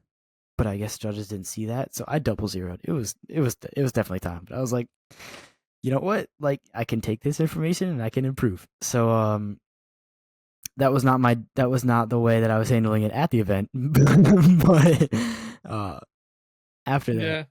I don't know. That's hard. It's rejection. yeah, It's losing. It's feeling like you're not as good at the thing that you like spend your life exactly. chasing. And I was like, I had so much to prove, and it was all because Yeah, and your whole family's there, and you're like trying exactly. to, but everybody else on that grid has like something to prove, and they want to That's show. Like that's just how it is. That's competition, and drifting is definitely, it Yeah, changes things. it definitely does. But I was like you said, like it was everything that I had led up for, and I just kind of like it was especially because it was all of my control. There was nobody else that was like driving it. Like Yeah, I was just like, duh, like I was really mad at myself, but I was like, I came to the, yeah. When you blow off track in a tandem battle, you're just like, especially in my why? lead. Like I could have, if I did it in my chase, like it would have been like all maybe all right, because then I would have been like, oh well, he led me off, but Yeah, no, there was nothing. Like it was just me.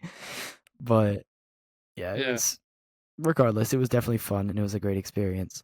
Uh, At least you're not blaming the car. I respect no, that. it was 100% my fault. I mean, I came off track and I was like just mad at myself.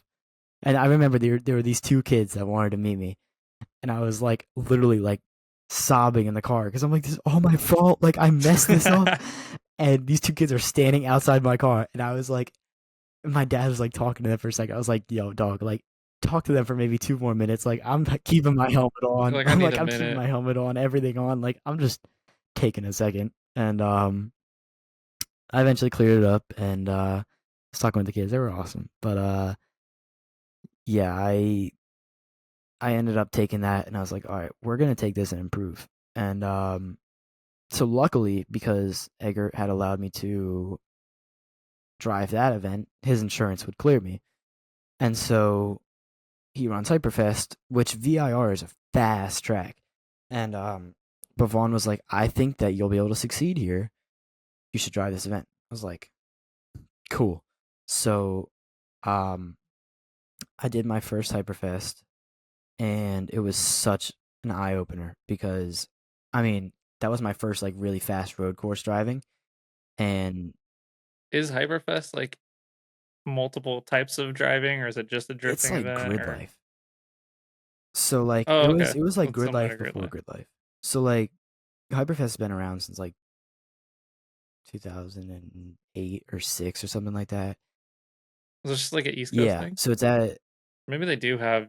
I don't know. There's so many like different ones. There's like I don't know. You can't even name the them festivals. anymore. There's so many It's festivals, crazy. but it's awesome Yeah, because like yeah. artists will come there. Like there's a whole like concert. Like I mean, yeah, um, Hyperfest. There's rally. There's road racing on like the main course. Then there's drifting on Patriot course, which is one of the road courses. Then they have a skid pad. Then Sick. there's a car show. Like it's a 3 day festival, and you're just going to just go at it. And that's where I found my little thing is that because I get so much seat time from those events, and it's so much fun too.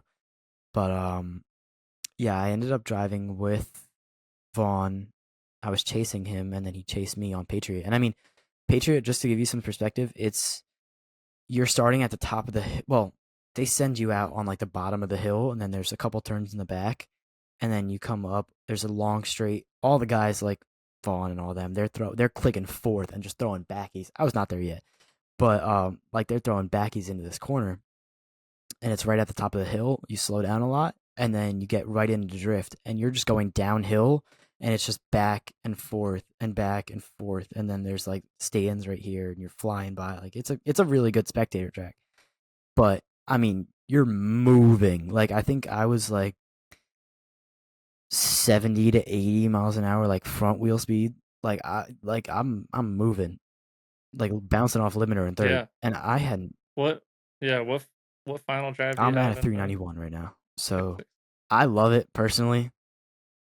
It's Yeah, that's great. what I have. Literally like I have two extras in the sea container just in case, but like it's perfect. Yeah.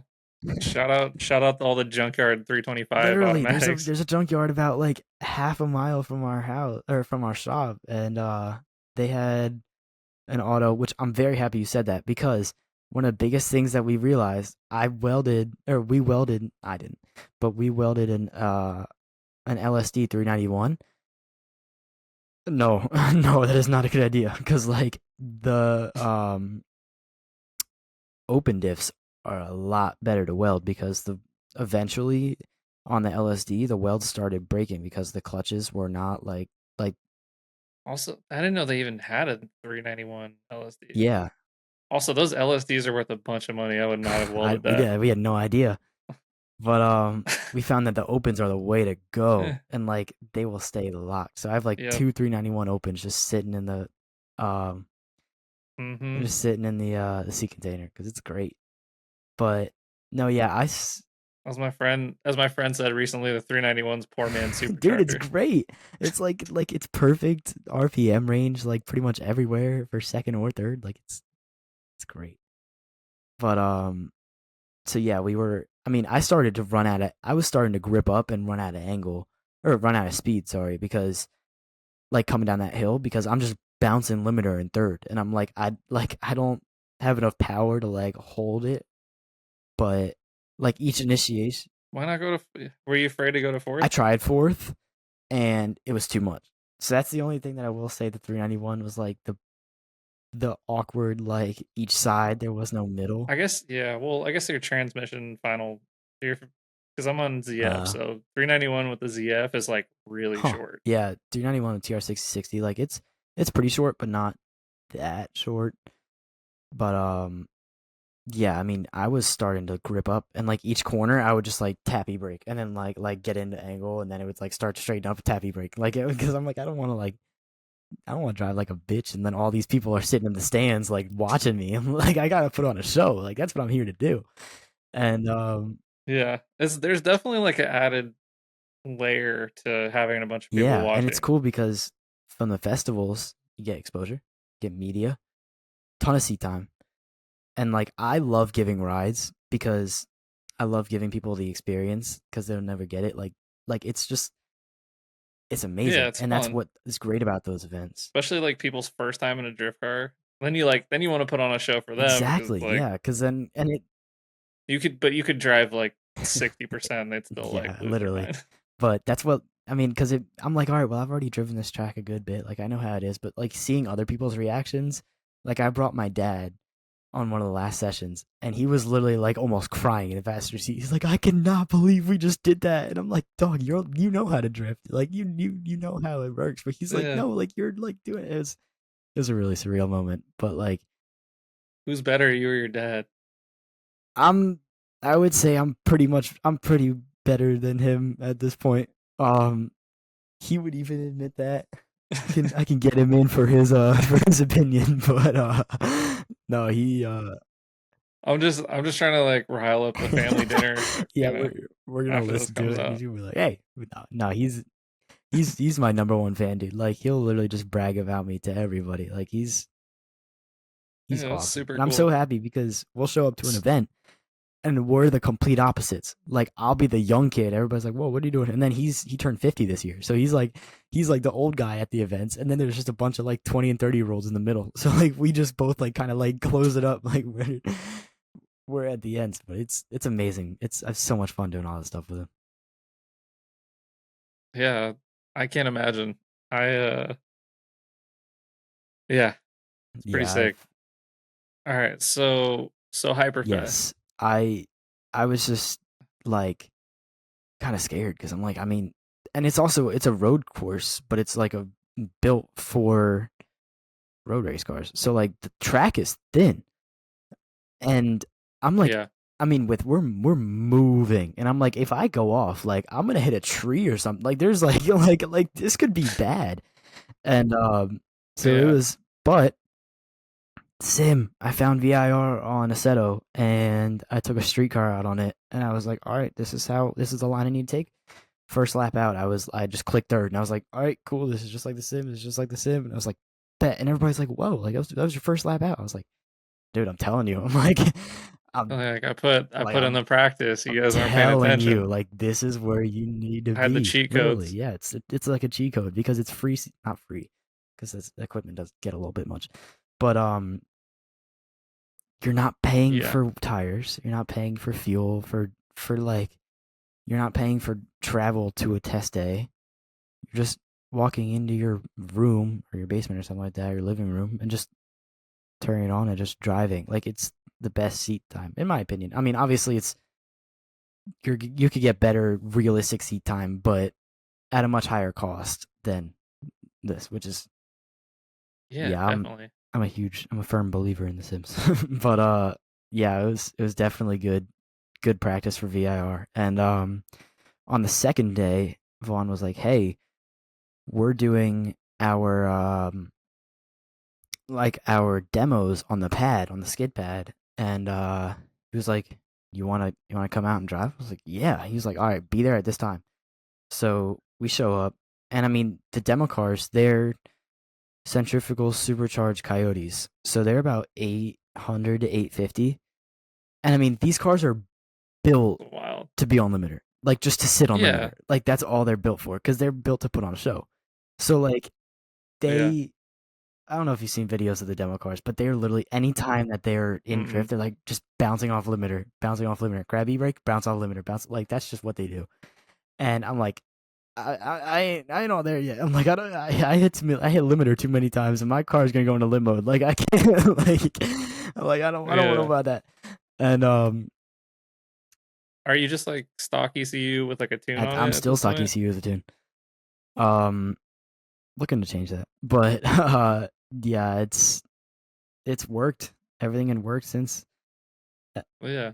I I've been told LSs don't love limiter, but that could be Yeah, I wrong. noticed a couple times it just started to act a little funny, and I was like, I don't want to mess with that. It's like, Yeah, they're not like they don't like you don't. I mean, they you can hit limiter, but they don't like sitting on yeah, limiter. I guess is but what I've it's been weird because the told. Coyotes love it, and the way that they have them tuned, especially, Yeah. they just love it. So we go out on the skid pad, and this was when it was Adam, Chelsea, and Vaughn there, and I was like, dude, am I gonna like stack up with all three of these RTRs? Like, this is about to be like the best picture ever. And they just came off of a session, and so Adam and Chelsea were like, I'm gonna let the car cool off. I was like, all right, but still. And Vaughn was like, I'll get you out. He was like, I'll go on track with you. I was like, sick. So it was my first time driving with the big man, other than doing like his rides in the Fox body at Cletus's. But I was not. Yeah. How many years later is This is it? the next year. So about, I mean, honestly, it's probably about like 8 months, but it wasn't too much. But this, he was in his demo Yeah. car, Okay. and it was a demo car and the Fox body are like, it's way different. So yeah, that was the first time I really got proximity, and dude, that's like the best fuel that I could ever even have gotten, because I'm like, oh my god. And I look back in all the video and he's left foot breaking the shit out of that car. And I'm like, I don't care. Like, I'm still so excited. Like, I could look over and I'm like, there's his door. I'm like, I'm right here. Like, it was awesome. And I was doing some demos with my friend Tyler there as well. So I was getting just like seat time on the pad, because I mean, all it really is you're grabbing second and initiating, but it's perfect for proximity practice, because I was able to like, we Mhm. weren't going fast and I was able to like get close to people without, if they spun, I would just like hit the brakes and I'd be stopped. Like it was good. But yeah, came off that and I was just so excited. And so then we ended up just doing the road course more and more and more and more, and I was getting to drive more and more aggressive. And we left that event with just great notes. Like, this is what we did good. This is what we did, but like, this is what we did good. So you guys are leaving with notes No, it after wasn't every like event, actual and notes, like, but like we were just like on the yeah, debrief on the drive yeah. home. Like, my dad's like, all right, what'd you like? What'd you not like? It was like, should we change the setup a little bit? But like, about we left Hyperfest and we were on the way back from Hyperfest. And I remember we got on the phone with Vaughn and we were just talking about like just debriefing and stuff like that. And we were talking about clutch kickers, because clutch kickers had moved from Emerald Coast to Freedom Factory for that season. And I was like, in at the one drift night that we did, when I did like the before show, we stopped by the gas station on the way out, and all the clutch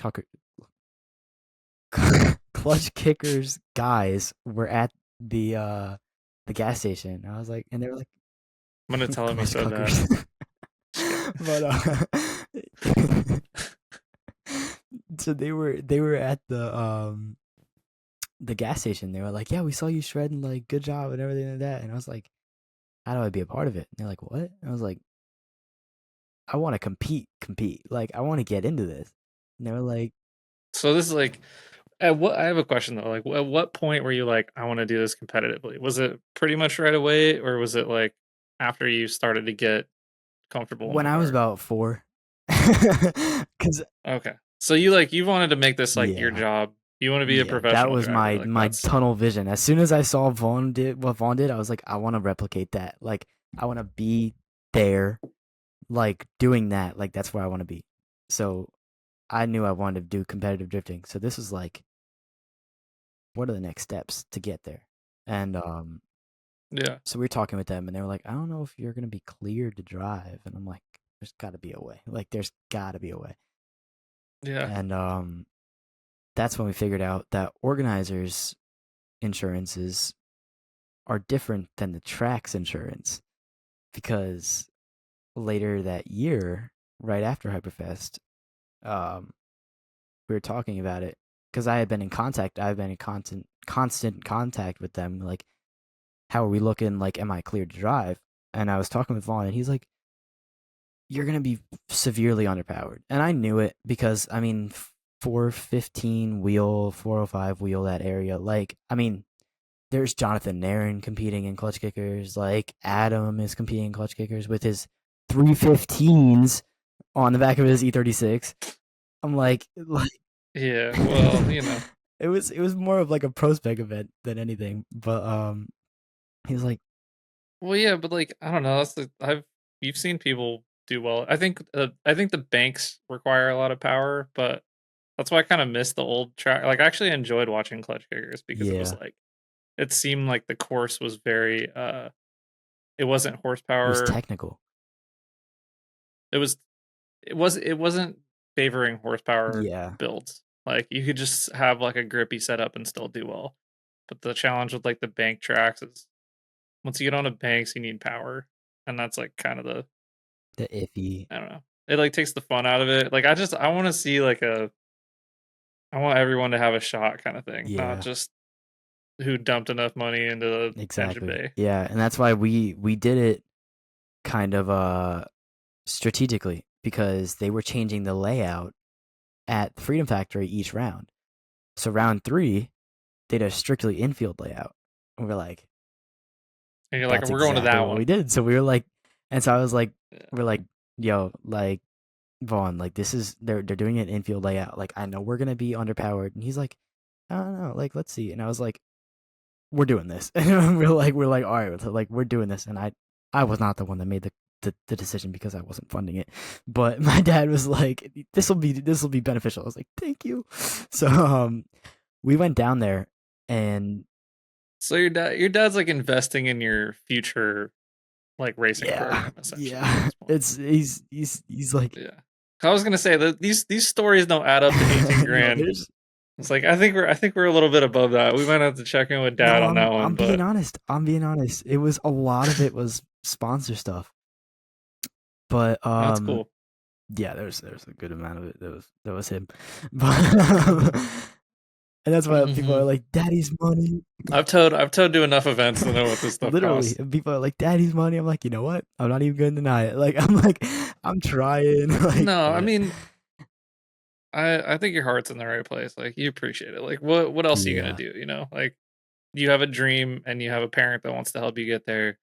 Like yeah, say what you want, but like you know, there's probably a lot of people who love to be in your shoes, and as long as you're humble about it and appreciate it, and like are like honest and respect that, then hey man, like it's a great thing to see like a family together doing something that's not you yeah. know And it's it, you guys aren't hurting anybody. You guys are just literally being a team, which is yeah, and it's really awesome cool. because even I mean they've always supported me because like even when I was in my soccer stuff, my dad there was a shortage for the coach because the coach was like, "I'm done," and my dad's like, "You know what? I'm doing this." So my dad and Was he a good I'm coach? gonna be honest. So my best friend Seth, which we're still good, we're still great friends.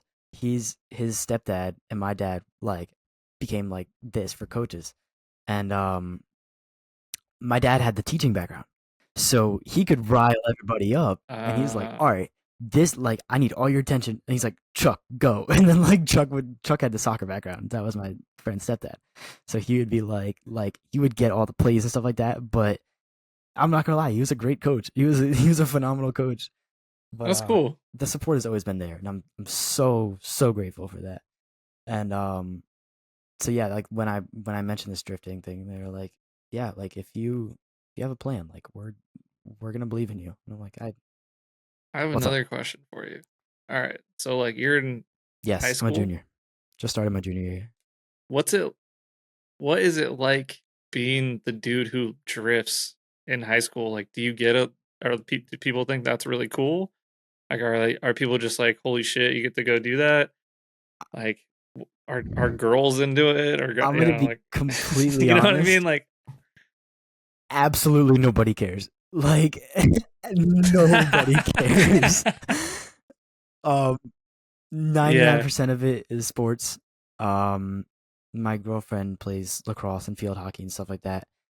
And Yeah. And she's just like, yeah, you're doing well, that no, car so thing, like it's whatever. actually amazing because it's a beautiful dynamic. We've been together for about a year and a half now, and because I'm like she knows like when I have to focus in on like an event or like prepping for an event or something like that. She's like, I get it because like I Mm-hmm. have these responsibilities. She's not like, well, why are you spending time with me? Because Yeah. like she completely gets it. So it's a phenomenal dynamic. Very happy to have found that. But I'm thanks. I happy for you. appreciate it. I appreciate it. But no, nobody cares like at all. Like everybody's like, and I hope because I'm not gonna lie, I've been telling some people about this because I'm like, yeah, I'm gonna go on this podcast. Like, you guys gotta listen to it, and I hope that people will get more of because like I've told my stories to people, but some people are like, yeah, okay, like yeah, you did that, blah, blah, blah. But like I hope that this will be proving to some people like, whoa, this is actually real. So if you guys are watching this, hey, you got to you got to figure out what it's actually like. But yeah, everything's about like soccer and stuff like that, and yeah, Yeah, so high school was like school hasn't changed for you. Well, I mean, you've been doing this for like a yeah. long I've been time. doing it So. since I was in middle school, And I guess but like nobody's just like everybody's like, oh, okay. I guess once you get your license and you can drive your car to school, then it might I'm change. bringing the E36 to a couple. It's gonna be 7:30 in the morning. You're Are just you? gonna blah blah blah blah blah blah. Teachers are gonna be like, "Get out of here!" What is? No, Oh I'm man. excited. All right, now we're talking. No, I'm excited. But Yeah. Yeah, yeah, no one cares about cars when no one can exactly. drive.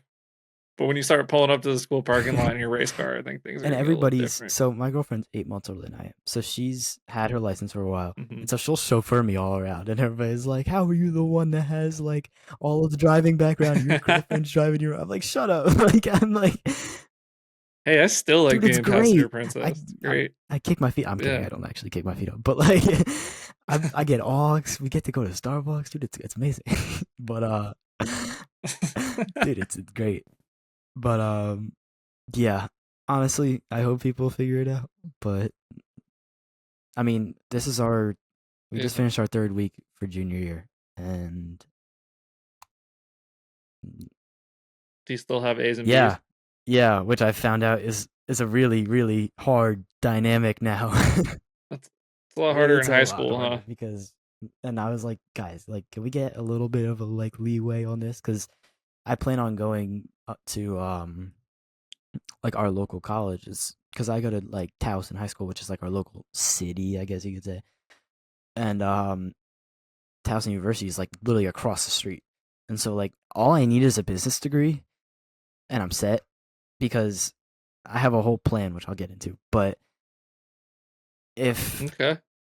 if I can do that, I'm in talks because my dad's like, well, I'm getting older, like, but the business is still doing well, and I'm like, well, I'm not just gonna let this go to waste. So you're gonna take over the detailing But business. he's like, hopefully, yes, that's where I'm going for. But he's like, you're not just getting this with no business background and just running it to the ground. He's like, you're going to school for it. He's like, because I'm like, you're gonna learn how to like build it up. And so we're um subcontracted out to one dealership right now. It's a Ford dealership, and we do all detailing for there, and then we have our shop where we do like full details. And I have some big plans. Hopefully, everything can come to fruition when I'm hopefully in power. But that's where I'm going for. Hopefully, because drifting does not pay whatsoever. Any kids that are watching this, you will not get paid No, whatsoever by doing drift events. But no. no, yeah, hopefully I can. That's my main goal is to just branch out a lot more and make it like the McDonald's of car washing. That's where I'm going for. Damn. So you're gonna start That's where I'm. franchises? That's yeah. Definitely Florida because I mean that's just it's Florida. But like depends on where I'm going in life. Honestly, I don't know where I'm gonna go, where I'm gonna move to. If I end up going near RTR, then I end up going down North Carolina area. But I have no idea yet. Everything will come to plan. But yeah, I'm definitely just going to college for a business degree. And I'm like, Mom, like this is a really easy college to get into. Like, like, do I have to still keep A's and B's because it's a lot. And I've started taking like AP classes and stuff like that because my teachers are like recommending me, which is advanced placement, You're like, dude. please Yeah, and I'm no. like, I don't know if I want to do this, and like, Can I just take the regular stuff? I need to keep my grades up, or I exactly. can't live And live my like some of dream. my friends like jokingly like make fun of me. They're like, "Oh, well, why are you in all the stupid classes?" I'm like, y'all do not understand. I'm like it is so much nicer to be here than like where you guys are because I would much like all the homework and stuff like that. But yeah, I'm in a AP language class now, and it's like it's a lot. It's a lot. But it's kind of fun because she started making us like write papers. It's an argumentative class pretty much. So we're making argumentative essays like every day. And she's like, write something you're really, really, really passionate about, like as a claim. And the first thing that came to my head was like EPA shutting down racetracks. I was like, boom, and like I wrote an entire I wrote an entire argumentative essay like the first week of school just based off of that. And All right. Yeah, well, you're gonna be our future yeah, lobbyist. I'll go into Congress and be like, guys, trust, we need to keep this. But no, she did. She she's I don't know how she felt about it, but since then it's not been as fun because she's like, well, this is They'd be like, "Oh, you have a problem with the yeah, EPA, she's huh?" definitely the type of teacher that would say something like that too. But Yeah, the AP language teacher definitely has she's something to say like a about 65-year-old the woman. Like environment. she's like a grandma, and like Yeah, I get it. I mean, if you don't know anything about motorsports or like the joy that it exactly. brings people, it seems kind of like I don't know. As an outsider, it's easy to be like, "Why do they need to Yeah. do that?" But I'm You like, there's know? so many more bigger issues that are contributing to like pollution than this. But anyway, that's a whole nother topic. But Yeah. This is yeah, not a political no podcast. politics We'll skip talking all that. here. But yeah, since then Yeah. she's like, well, I'm giving you guys scenarios that you have to write off now, so it's not nearly as fun anymore. But Oh, so probably because of your one that she wasn't a fan of, or actually probably a yeah, bunch of that people. and it's She's the like, whole curriculum. She's like, "What is it? What is this person writing about TikTok and dude, Minecraft? Like, oh my I'm god, out. I don't even know what this literally, stuff that's is." some of the kids in my class are. God, I don't even want to know. But yeah, it's confusing. But what's up? I have a question. So you're like doing all this stuff. You're young. Like, you're creating content. Is it only for like Instagram? Are you doing TikTok? Like, are you gonna try and do the YouTube thing? It seems like kind of like something a lot of like younger people are Yeah. doing. Um Like, is that part of the yeah, so vision? I've started doing a couple YouTube videos and stuff like that here and there. The biggest issue is that at most of the events, my sister's in a sorority at college, and so she's in a she's a higher up in her sorority, so she has a lot of events. So most of the time, not most of the time, but some of the events, it'll just be me and my dad. And my dad's running pit and like crew chief, and I'm Yeah. driving. So like content wise, it gets really hard to like remember to film an intro or like film like throughout the day. Like, hey guys, we just got in, but like I'm gonna eat some lunch and then we're gonna go back out for like the second session. And so like I find myself literally coming home at the end of an event and I'm like, shit. I'm like, I don't I don't have have like I can anything. post a couple clips like as reels, but like I don't have a YouTube video like worthy. So um Yeah. I mean, we all struggle yeah. with that too. Like, I go alone to most events.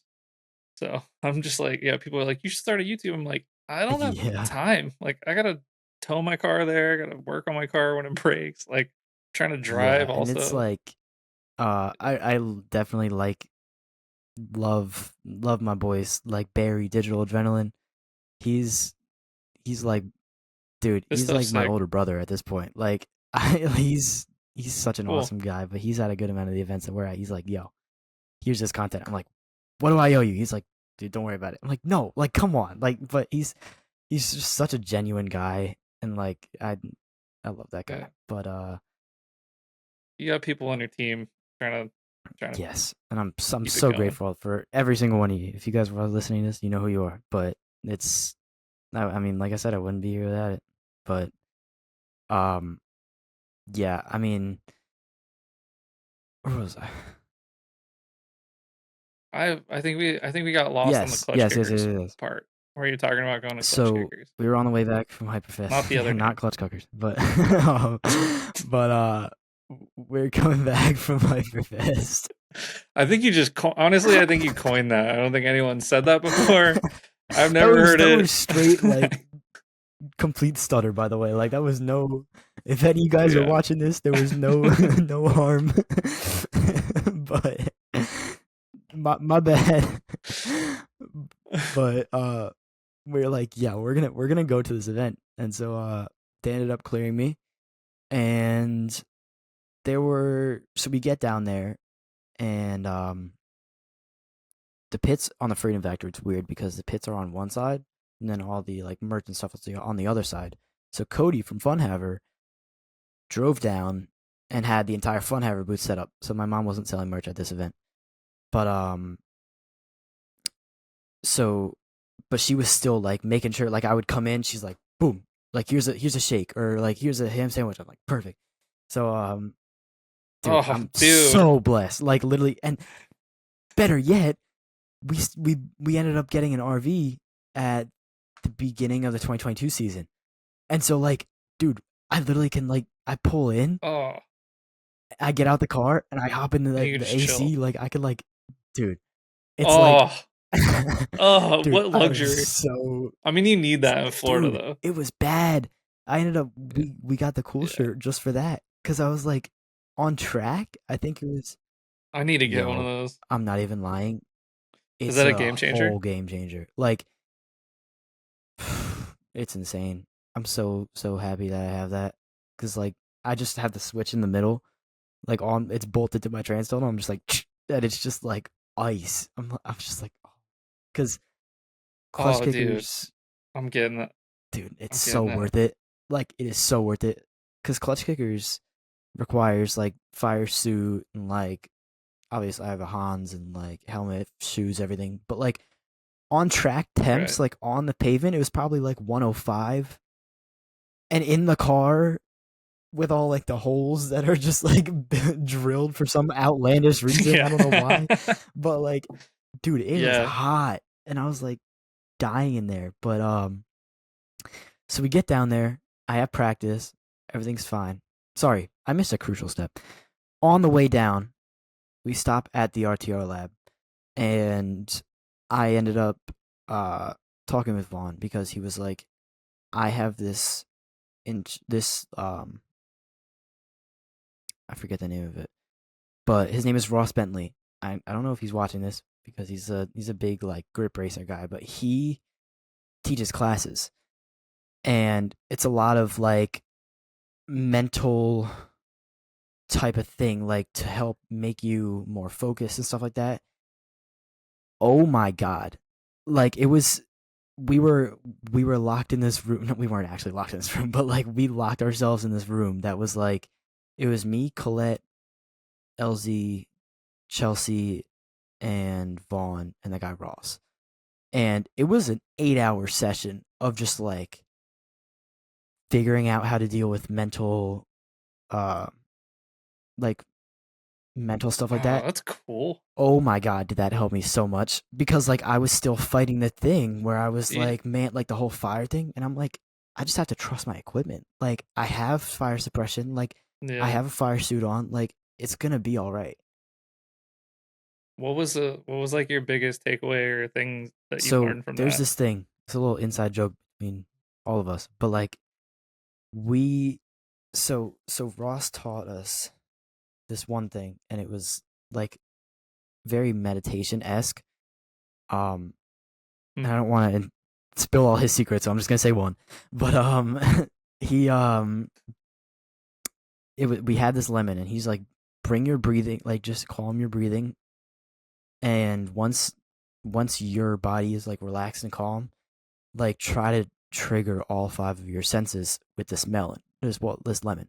So like act like you're like sniffing it, and then it'll like start to like feel like you're able to like smell the lemon. Like there's a knife sitting right here, so you like go to and like cut the lemon, and then you like squeeze it. You can hear the lemons like the juices coming out. You can like taste it. Like it was just very it was using all of your senses. And he's like, after you're done, just open your eyes. And I was just I don't know what the click was, but I was like, oh, like this is like crazy. Like I just feel it's very just calm, and like that really helped me. And the timing was like impeccable because Clutch Kickers was like a Hmm. huge comp, and I'm like I'm scared, but this helped me so much because we were fighting alternator issues. And so I was running like 11, 10, 9 volts, and then the car would go into lit mode. So we were changing batteries. Like on Friday practice, we were changing Uh, alternators, batteries. Ended up finding that it was a bad ground this June. Um, it was a whole thing, but so uh, you're talking to or a lot of people it listening was can so relate. bad because I was literally like, I'm like Yeah. almost borderline breaking the car just to get around the lap, like just for practice. I'm like, I need this practice. But swapping alternators, swapping batteries, just trying to figure out what's going on. And it was a very, very stressful situation because it was me and my dad.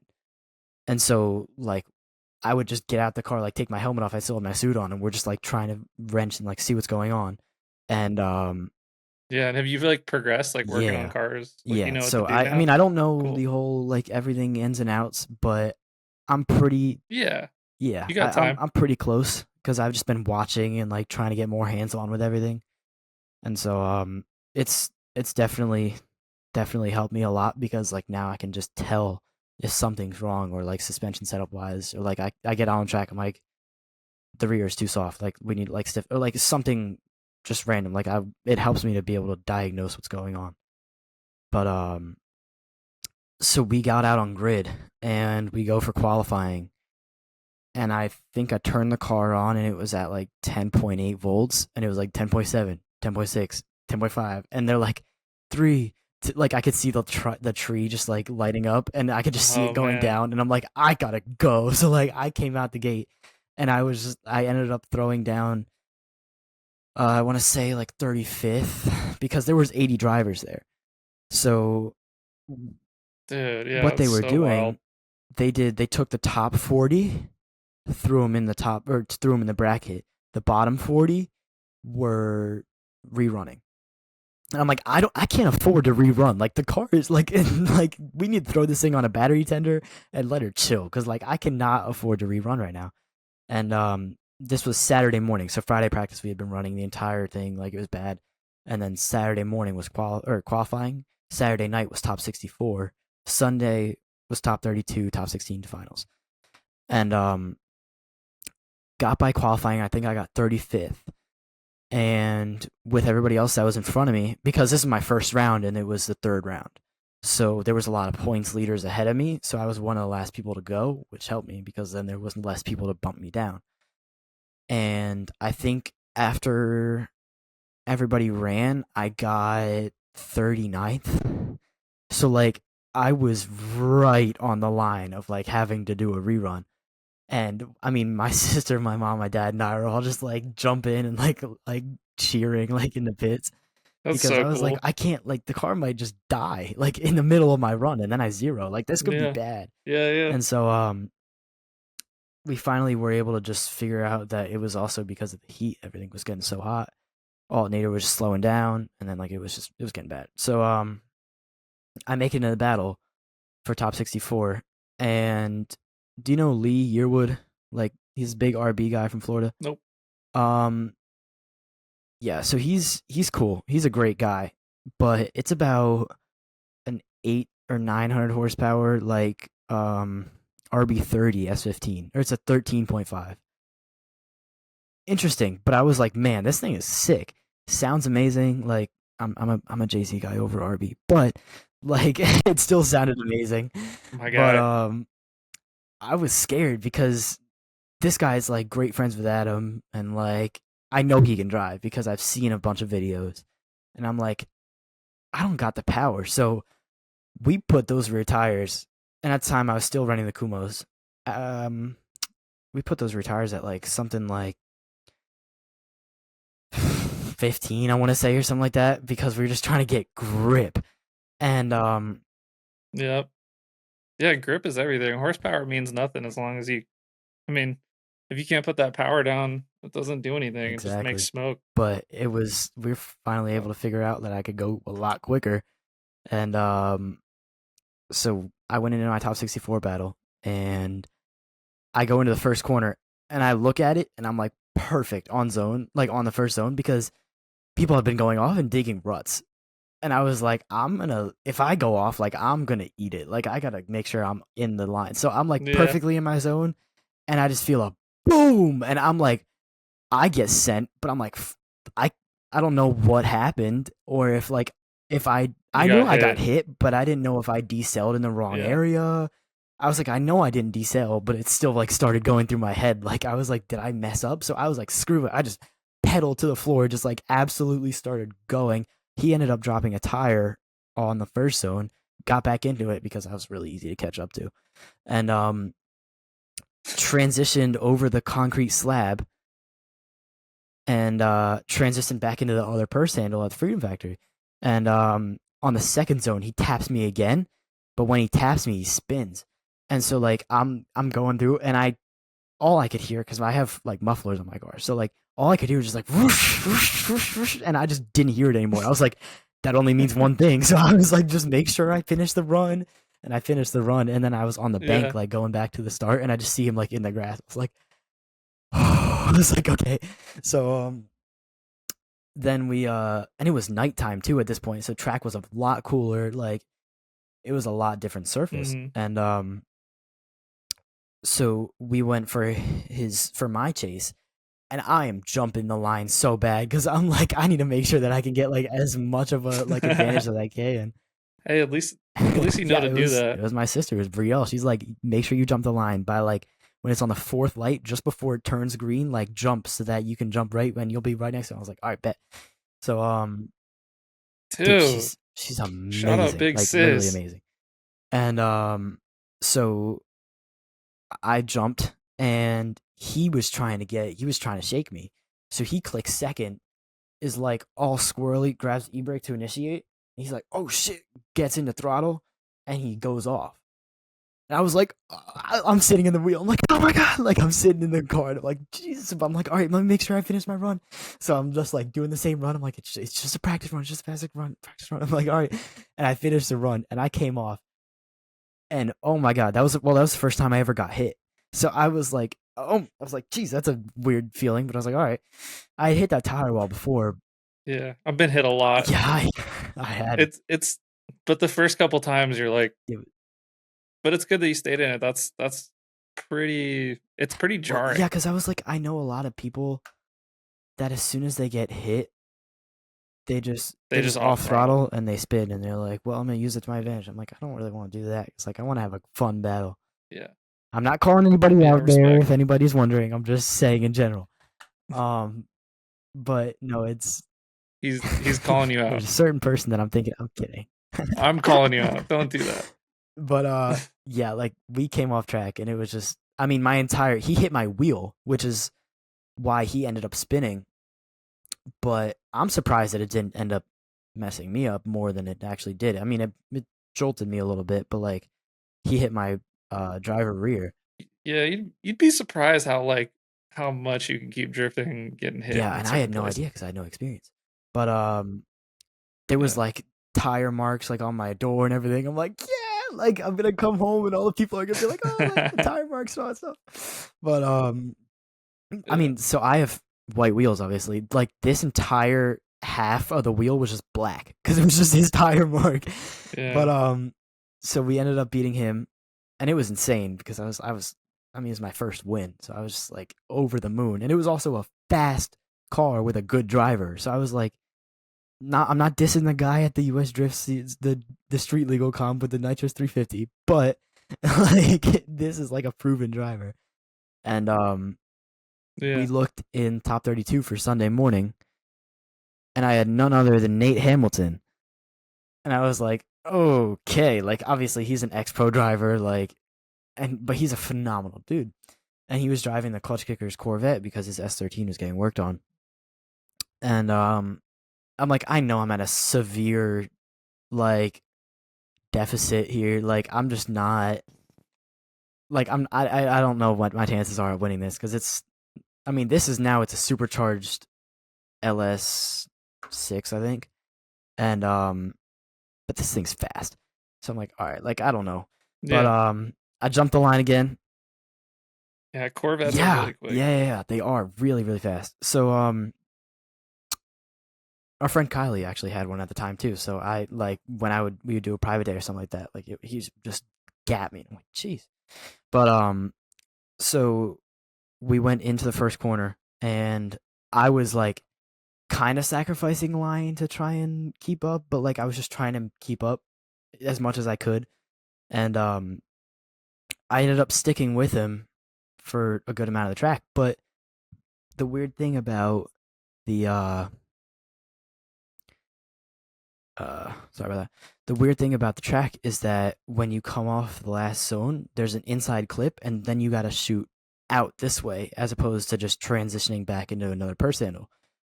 but there you have to have a there was no decel zone right there, and this area right here was grass. So like if you didn't hit this perfectly with the amount of angle, like this inner clip, you were going straight into the grass.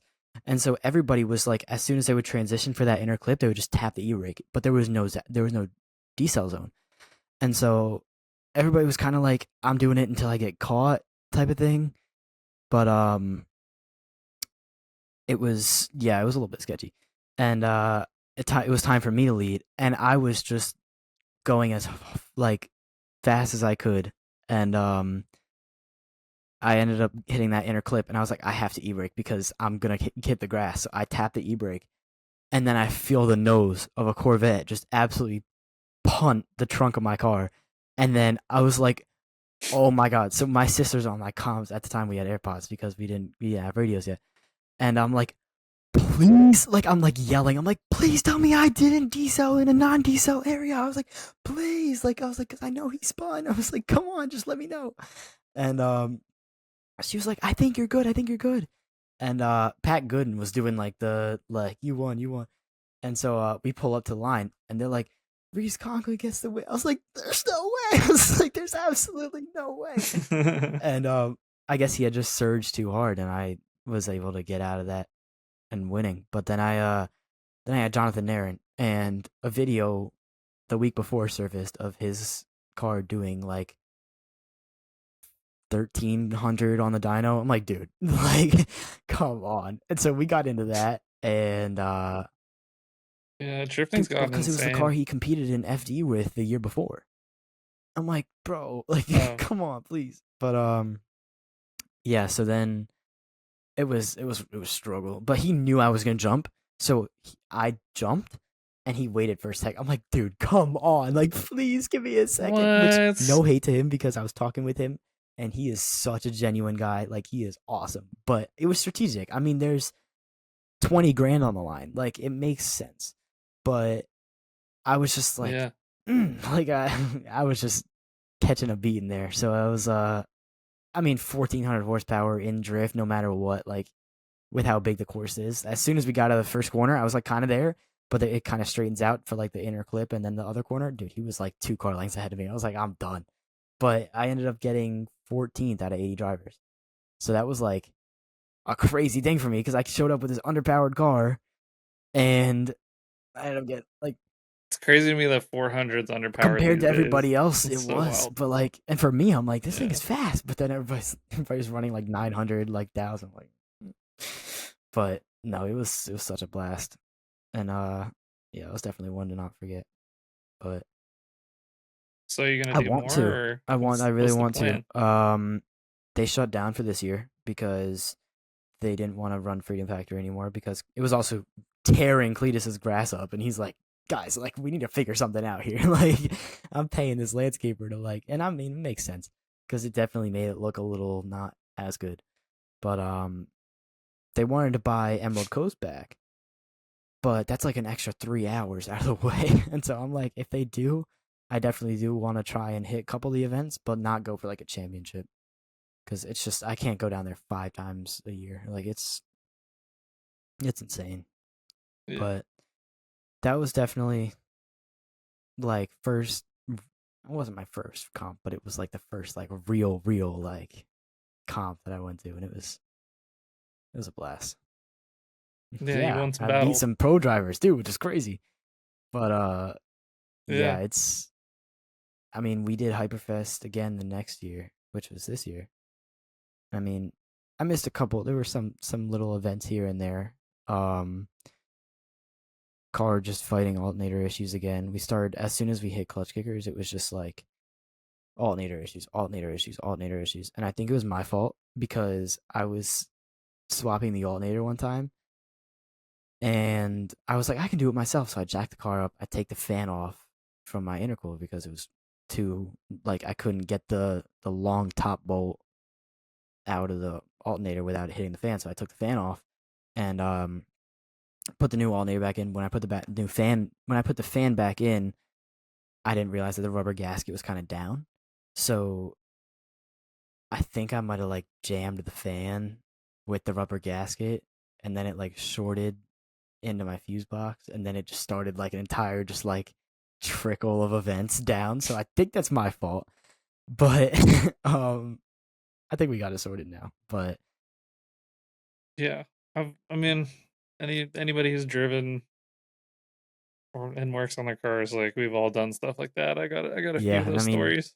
there's no other way to learn. So, but it was Nope. yeah, it was definitely great. Yeah, we hit Hyperfest this year. It was phenomenal. I'm driving a lot more aggressive ever since that driver training. Um, because I'm like I can trust my vehicle and I can trust my equipment. So like if anything happens like that, I could just be like I know what's gonna happen and like I know how to get out of it. I've never had like a fear that the car is gonna fail. I've only ever had fear of like damaging the Yeah. ap. And then once I got over that, then I was like, I'll just fix it. Yeah, Like that's kind of I can fix cars.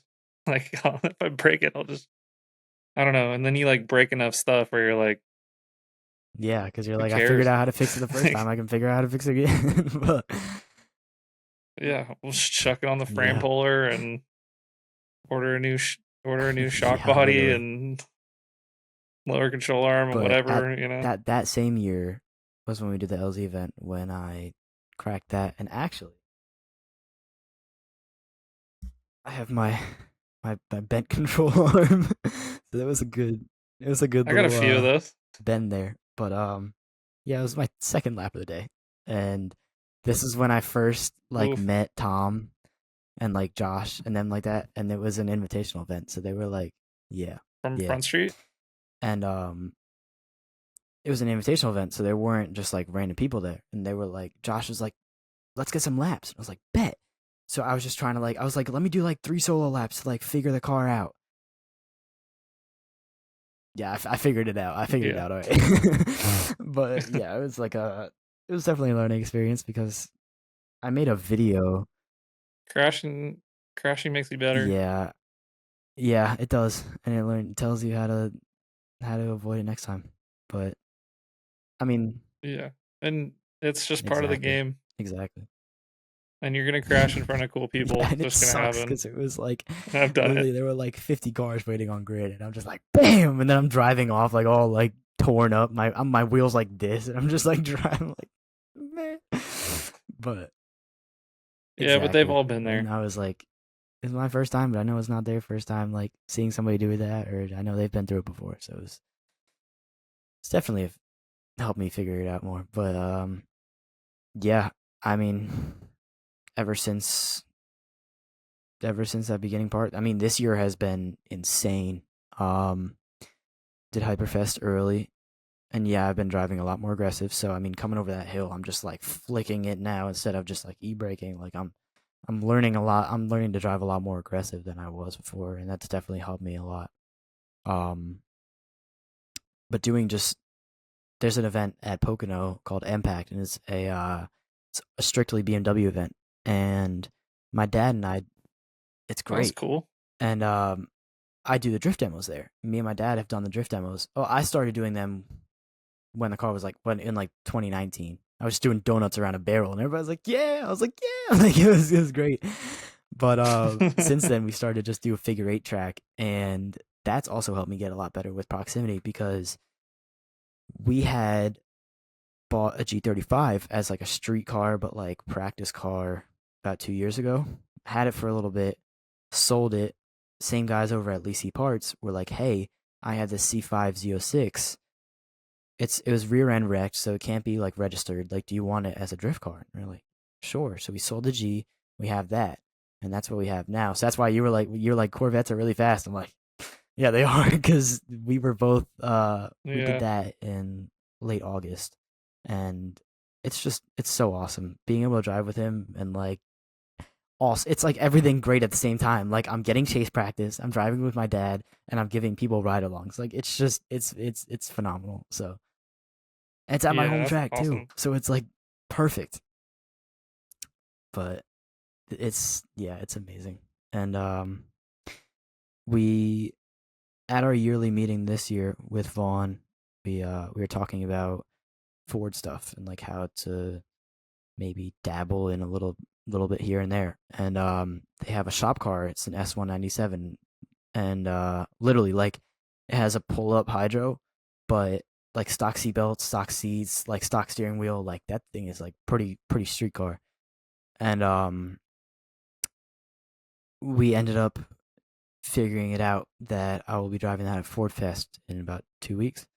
And I was just out at Fuel Fest in New Jersey with the car, and it's phenomenal. Like it's a completely different thing because it's solid rear axle as opposed to like independent like my Yeah. car. I've heard they drive It's really different. It's different. way different. It definitely took me a little bit to get used to, but it was still very fun. We were gridding with the roll race people, and so there were about 20 drivers there, which was pretty nice because we could You have exactly. to drive a lot. And it was me, Kenrick Meyer. I'm not sure if I'm familiar, but he's a big Club Loose guy. His brother Chris, and then another guy Pablo from Club Loose. And so there was four of us, and because we're gridding with the roll racers, we're starting at like the last corner, and then there's the long straight, and then there's the first corner where we initiate. But I and like Aaron Losley was running grid, and like he was running all the drift stuff, and so he's like, I would recommend just like pace yourself on the straight and then get the run up, like go fast and initiate. So that's what I did for pretty much the entire day. And then I was fourth car with all these guys.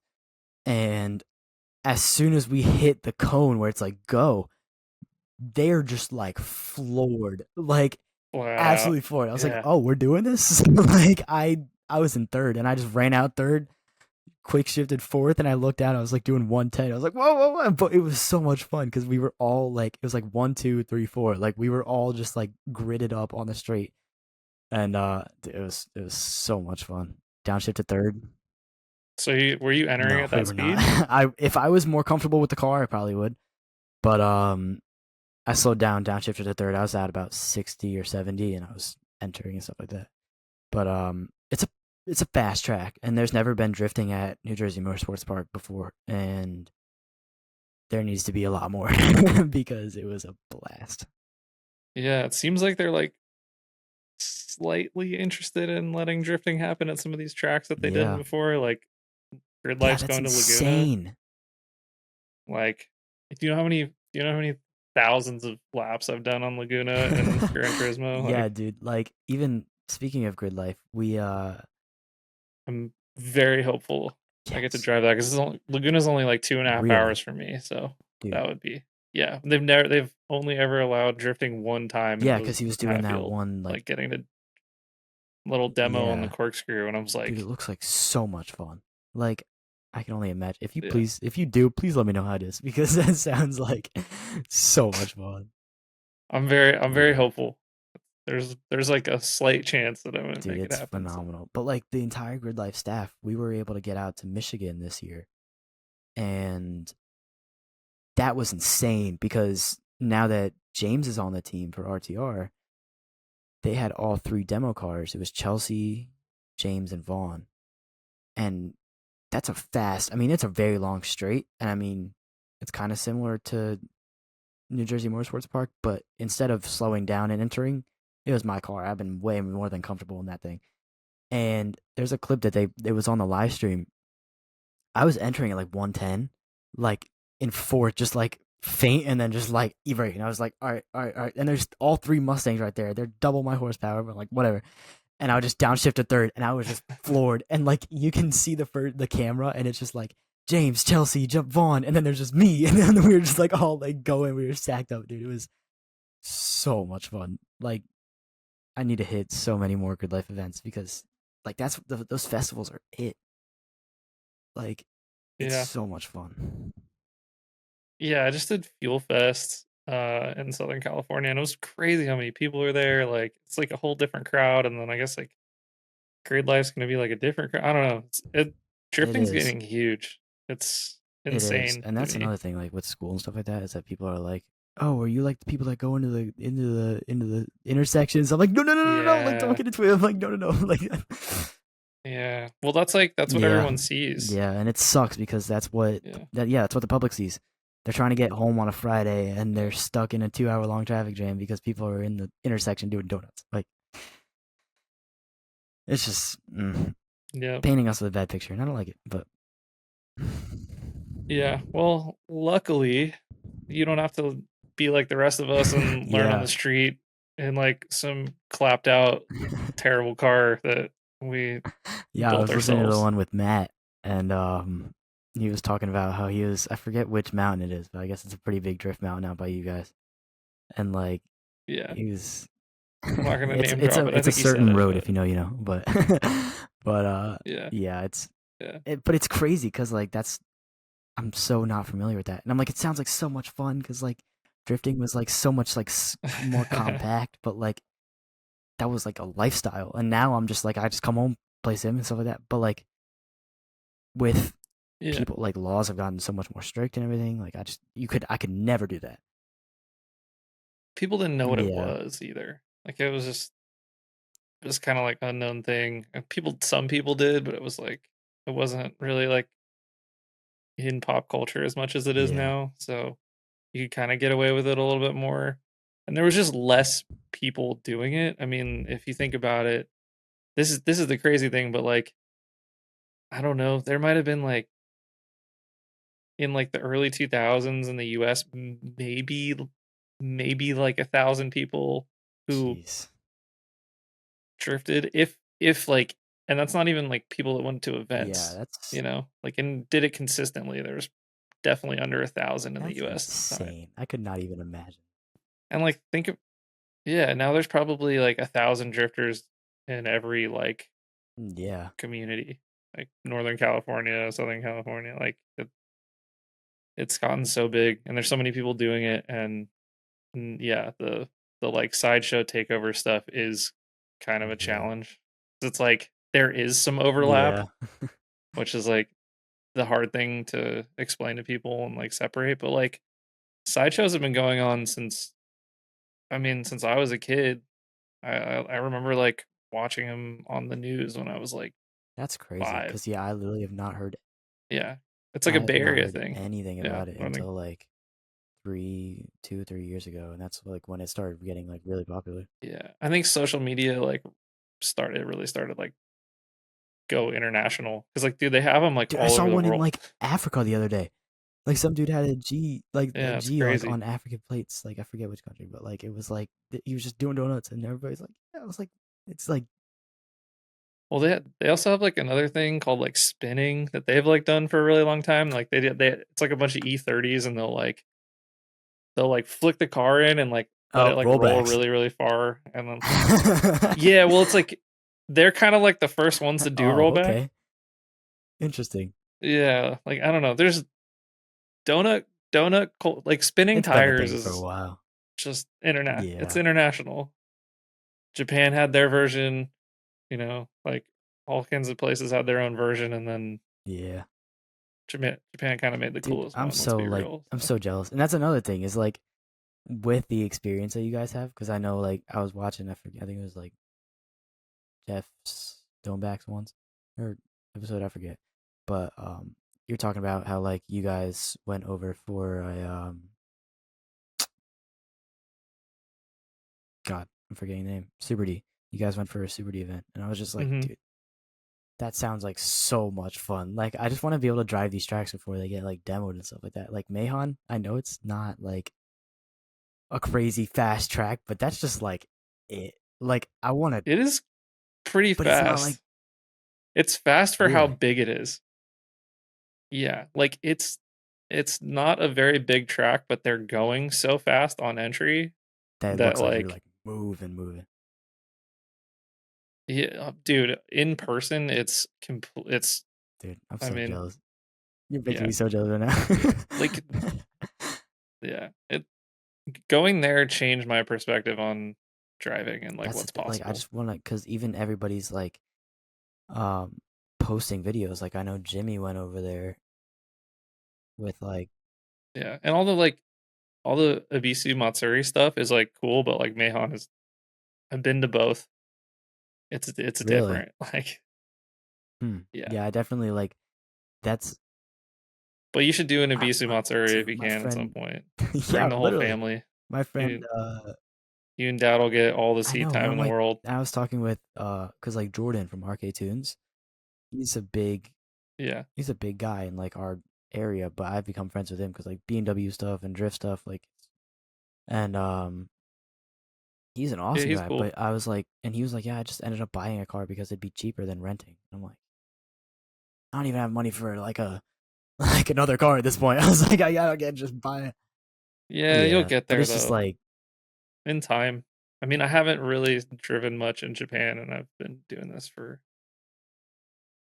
well over a yeah, decade, so just yeah, give it I'm time. excited because there's so much out there, and there's so much. I mean, even like just to be in general, like I hope to be an FD in about 2 years ish. I'm going for my license, but it's just like, I mean, only time will tell.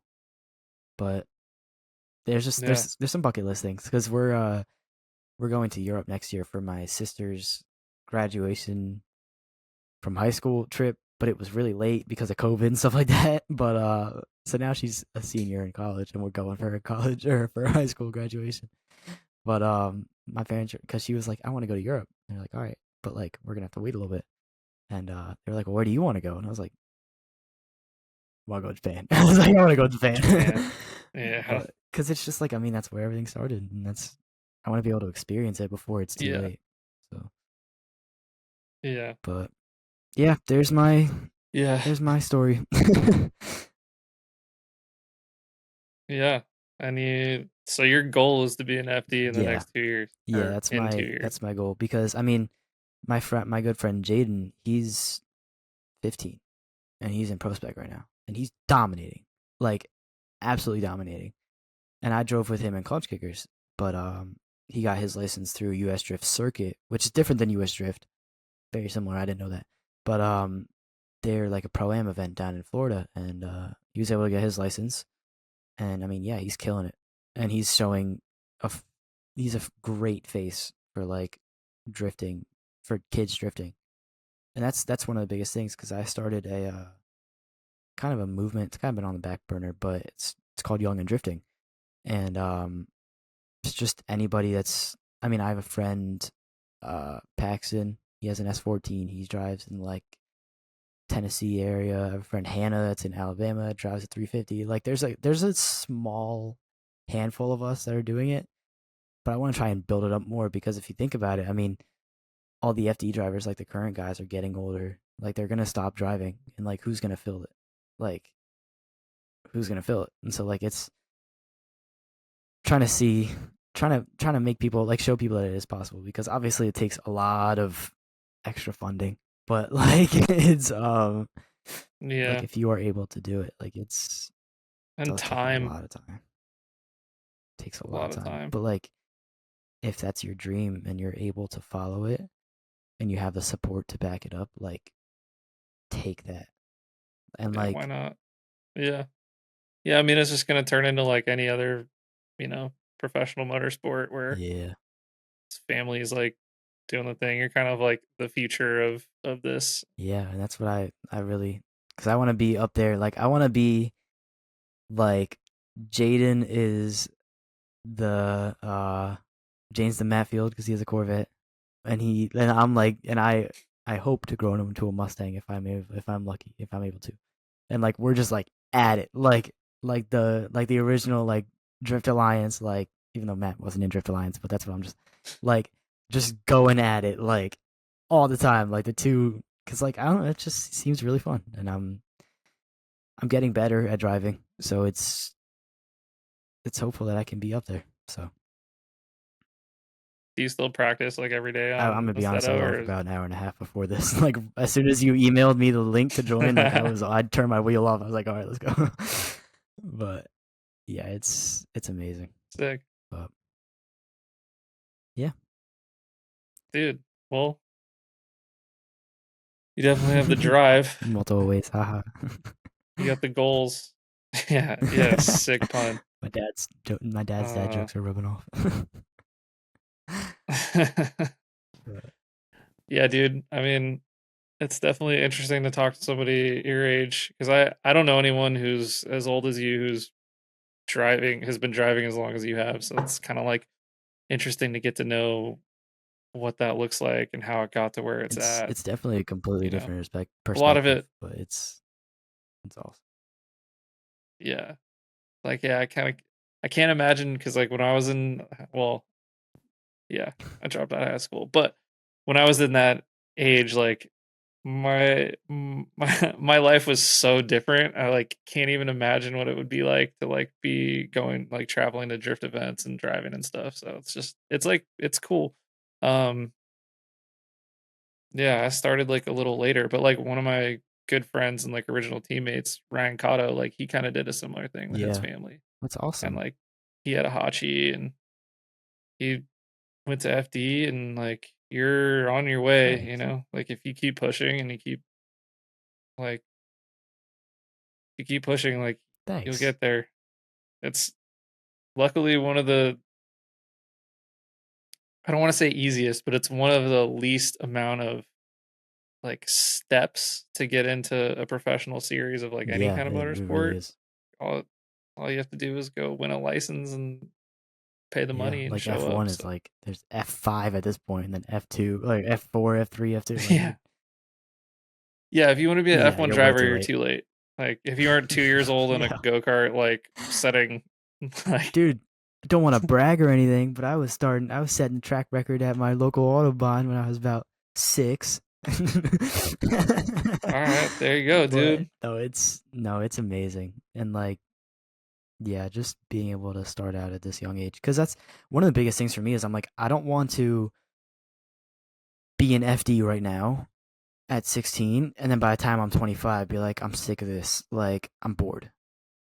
Like, I want to be Yeah. able to Yeah. I mean it definitely you will burn out. eventually, but I don't want to be that anytime soon. So, Yeah. like, I want to be able to enjoy the steps No. of it and be like, not I like just that. because, like, I mean, I don't have the funds or the license right now, but like, if I was able to, like, I could be doing that. But like, I don't, like, we were talking about it, and I'm like, do we put all this effort into going to get my license and like pick up like so many people to try and like get here early? Or do we like build the connections, build my driving skill, get more and more like big sponsors? That's a great one. But like, it's just building it up is just like very important to me. You're Yes, I sponsored am. by Recaro? Big big Papa Fun Dude, ever was securing that one. man, let me get that No, she contact info. the lady Just Nicole kidding. was like, he posted a video of like us doing something, and she was like, I want to make sure that kid's safe. Like, get me in contact with him. I was like, perfect. So like, That's it's cool.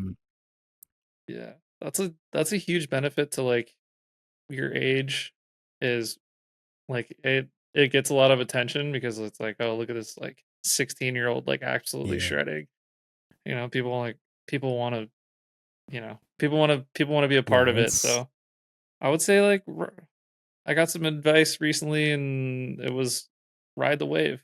So just keep yeah. riding the wave. Thanks. I'm definitely going for it. But it's like, yeah, one of the biggest things that my dad has taught me is connections. Connections are literally everything. And I know I've been so incredibly lucky to be literally born into this spot that I'm in. But Yeah. still, like, that's the one thing is that it was never given to me. And I'm so thankful for that. Because Vaughn was never like, well, I'm just like going to give you this opportunity to like, just give it to you here because then I wouldn't have learned anything. But he was like, Yeah. no, you have to figure out, and like even my dad, even for the car, like he was like, I need to know that you have the drive and like the passion to do this because I'm not just gonna buy it and then in 3 months you're gonna be like, I'm Oh done. yeah. Like that's the one thing is that I was like given the chance. I know I was still given like the contacts and all that stuff, but like I was given the opportunity to work for it, and that definitely I'm very happy Yeah. because then it gives me more experience. What was some of the best advice Vaughn's given you over the years? Um, I mean, driving advice, multiple, like countless small things, just like adjustment setups, like small stuff, and then like keep this line or like just keeping cool. I feel like was one of the biggest things that he always like made very very apparent to me is like just like don't. overthink everything. And I know it's way easier said than done, but like he obviously was able to get Hmm. there by, I mean, he was back in like '04 when it was like what event was that? It was at Irwindale. But like it was like when Japan comes to FD or to comes to yes, D1 D1 driver search. driver search. And he straight up like went out there and won. Like it was like he's like, but just keep cool because that's when you're gonna be able to like succeed the most. And so I was even like with that driving. I'm gonna be honest, I can't pinpoint 100% like one of the biggest things, but that was definitely one that stood out. And then that driving instructor guy Ross definitely helped. How did you implement like the five senses thing? Like, was that what you were saying at the event, Dude, or was it something else that you used to I'm like straight take on on? grid, just like like it's like it's great. Like and it helps me remain calm. Just eyes closed, Yeah, dude, fake I'm just cutting the like lemon. shh, shh, shh, dude, it's great. But no, it's yeah, that's definitely been the most beneficial thing because there was such a like deficit to not only my driving but like my mental state. But it's just like I mean, yeah, well, not everyone, but a lot of people yeah, deal with that. So I mean, that's something that I've only recently gotten to like figure out a little bit. For a long time, I would get in my head just absolutely throw away yeah, battles, and like recently, I've figured out just kind of go in with like a whatever happens yeah. mentality and deep breaths And and it's worked because like even like at grid life, I'm like I'm entering I'm entering at like 110. I'm like I've never done this before, but I'm like just like like you don't have to enter at 110 like every single time. And so like it was just like it it definitely just taking baby steps to get there and then just like, you know what, like I feel confident enough to do this, going out and doing it. Like it was like not just going out and trying to win practice or like anything like that. It's definitely helped me a lot. yeah, I've definitely tried to win. I always try and Well, win I mean, practice. definitely do your best, but not like I don't want to push it to where I don't know. Yeah, I guess is what I'm trying to say. Like if I don't feel 100% confident, I don't want to push it and then like maybe wreck the car or something like that. Yeah, I have a question. Do you like because your like family's like helped you out with the car and like are you like a little bit more afraid to crash it because like you couldn't just like cash out to repair it, or is that like something that you think about when you're Partly driving? we have a bank account set up for Conklin Racing now, and a lot of the Damn, this is a we got this a is a corporation. Okay, we don't have a corporation yet, serious endeavor. but Yeah. like all the sponsor checks go to that now, and I've racked up a decent amount in there, so I know that if anything happens, I can just go in there and just.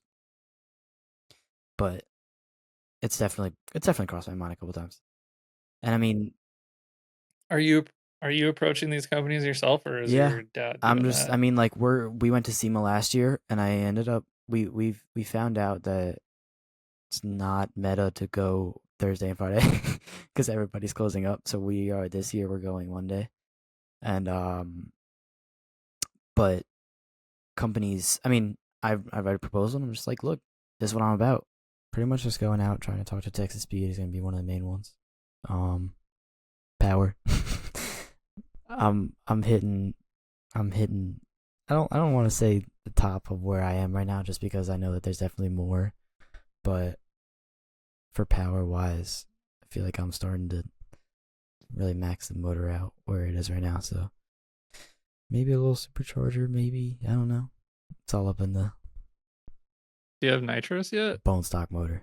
Like I mean cams Oh yeah, but you don't have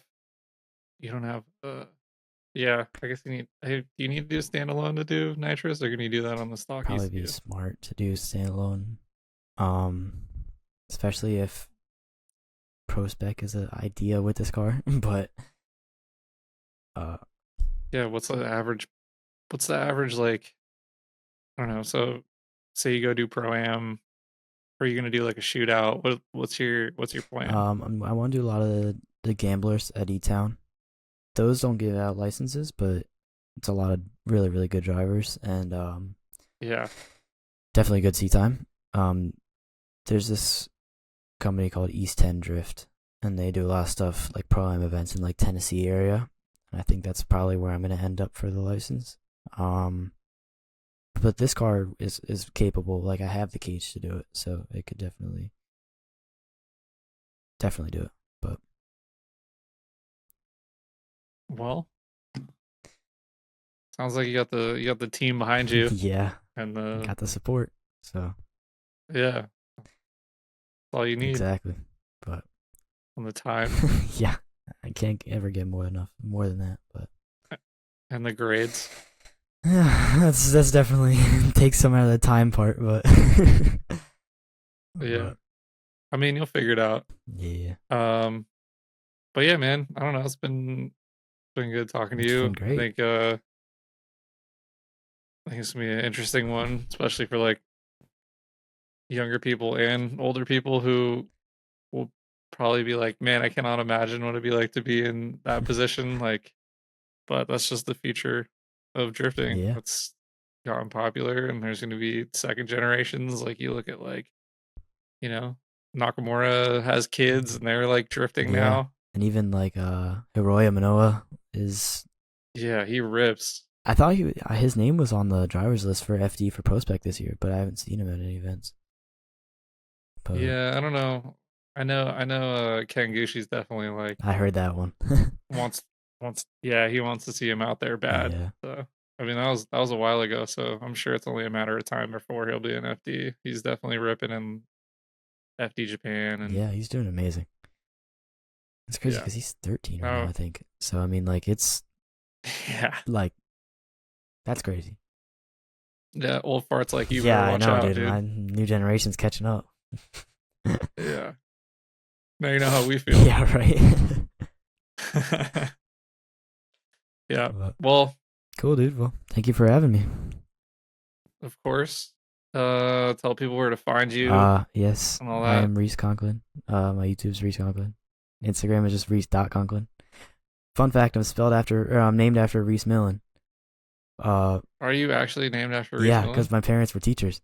And my mom's still a teacher, but like they're like basic names got ruined by like little asshole kids. So they were like so they needed like a different cool name. Interesting. So I'm like, have you ever met Rhys Millen? Yeah. Does he know I that met him when I was like You have? 4 or 5.